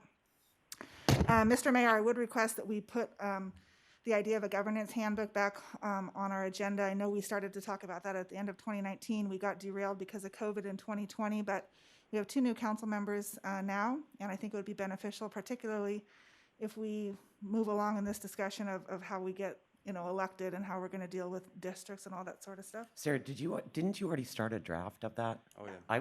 I agree with Sarah entirely. I think we should move forward with that. Okay. And finally, Mr. Mayor, I would ask that we adjourn this meeting in memory of Folsom resident Ronald Pugh. As we're doing all of these commission appointments, it's just so sad to see that he submitted an application. He was the chair of our traffic safety committee. He was a beloved member of our CAPS program. I loved seeing him drive around in his CAPS vehicle, just being the eyes and ears for the police department. He always had a smile. He had a perfect attendance record at the traffic safety committee. I loved when he came and saw me and gave me his feedback on things that were happening there. But he left a tremendous legacy just of kindness and service and integrity. And so condolences to his wife Sharon and their family. And if we could just adjourn in Mr. Pugh's memory. And if I could add one to that, many of the people in Folsom knew him, but Dave West, who was one of the founding members of Folsom Lake Bank, past president of the Nighttime Rotary Club, past chair of the Chamber Board, a number of other activities in Folsom for many, many years. Dave passed away in Palm Springs of COVID over the weekend. Yeah. So my condolences to Joni and the rest of the West family. And my usual traffic warnings. It's really frightening to see the number of people that are speeding through red lights. I mean, not even orange. This is like well after the light turns red. Everybody is driving too fast. It's as if they think that there's some sort of special dispensation that they have because the pandemic isn't over yet, so they can just do whatever they want. Somebody's going to get hurt, and somebody's going to get hurt badly. The red lights, the stop signs, and the speed limits apply to everyone. Please adhere to them, because there's been enough bad stuff in the last year. Hopefully we're moving in the right direction for 2021, but please do not tempt fate. With that, good night and Happy New Year. Excellent.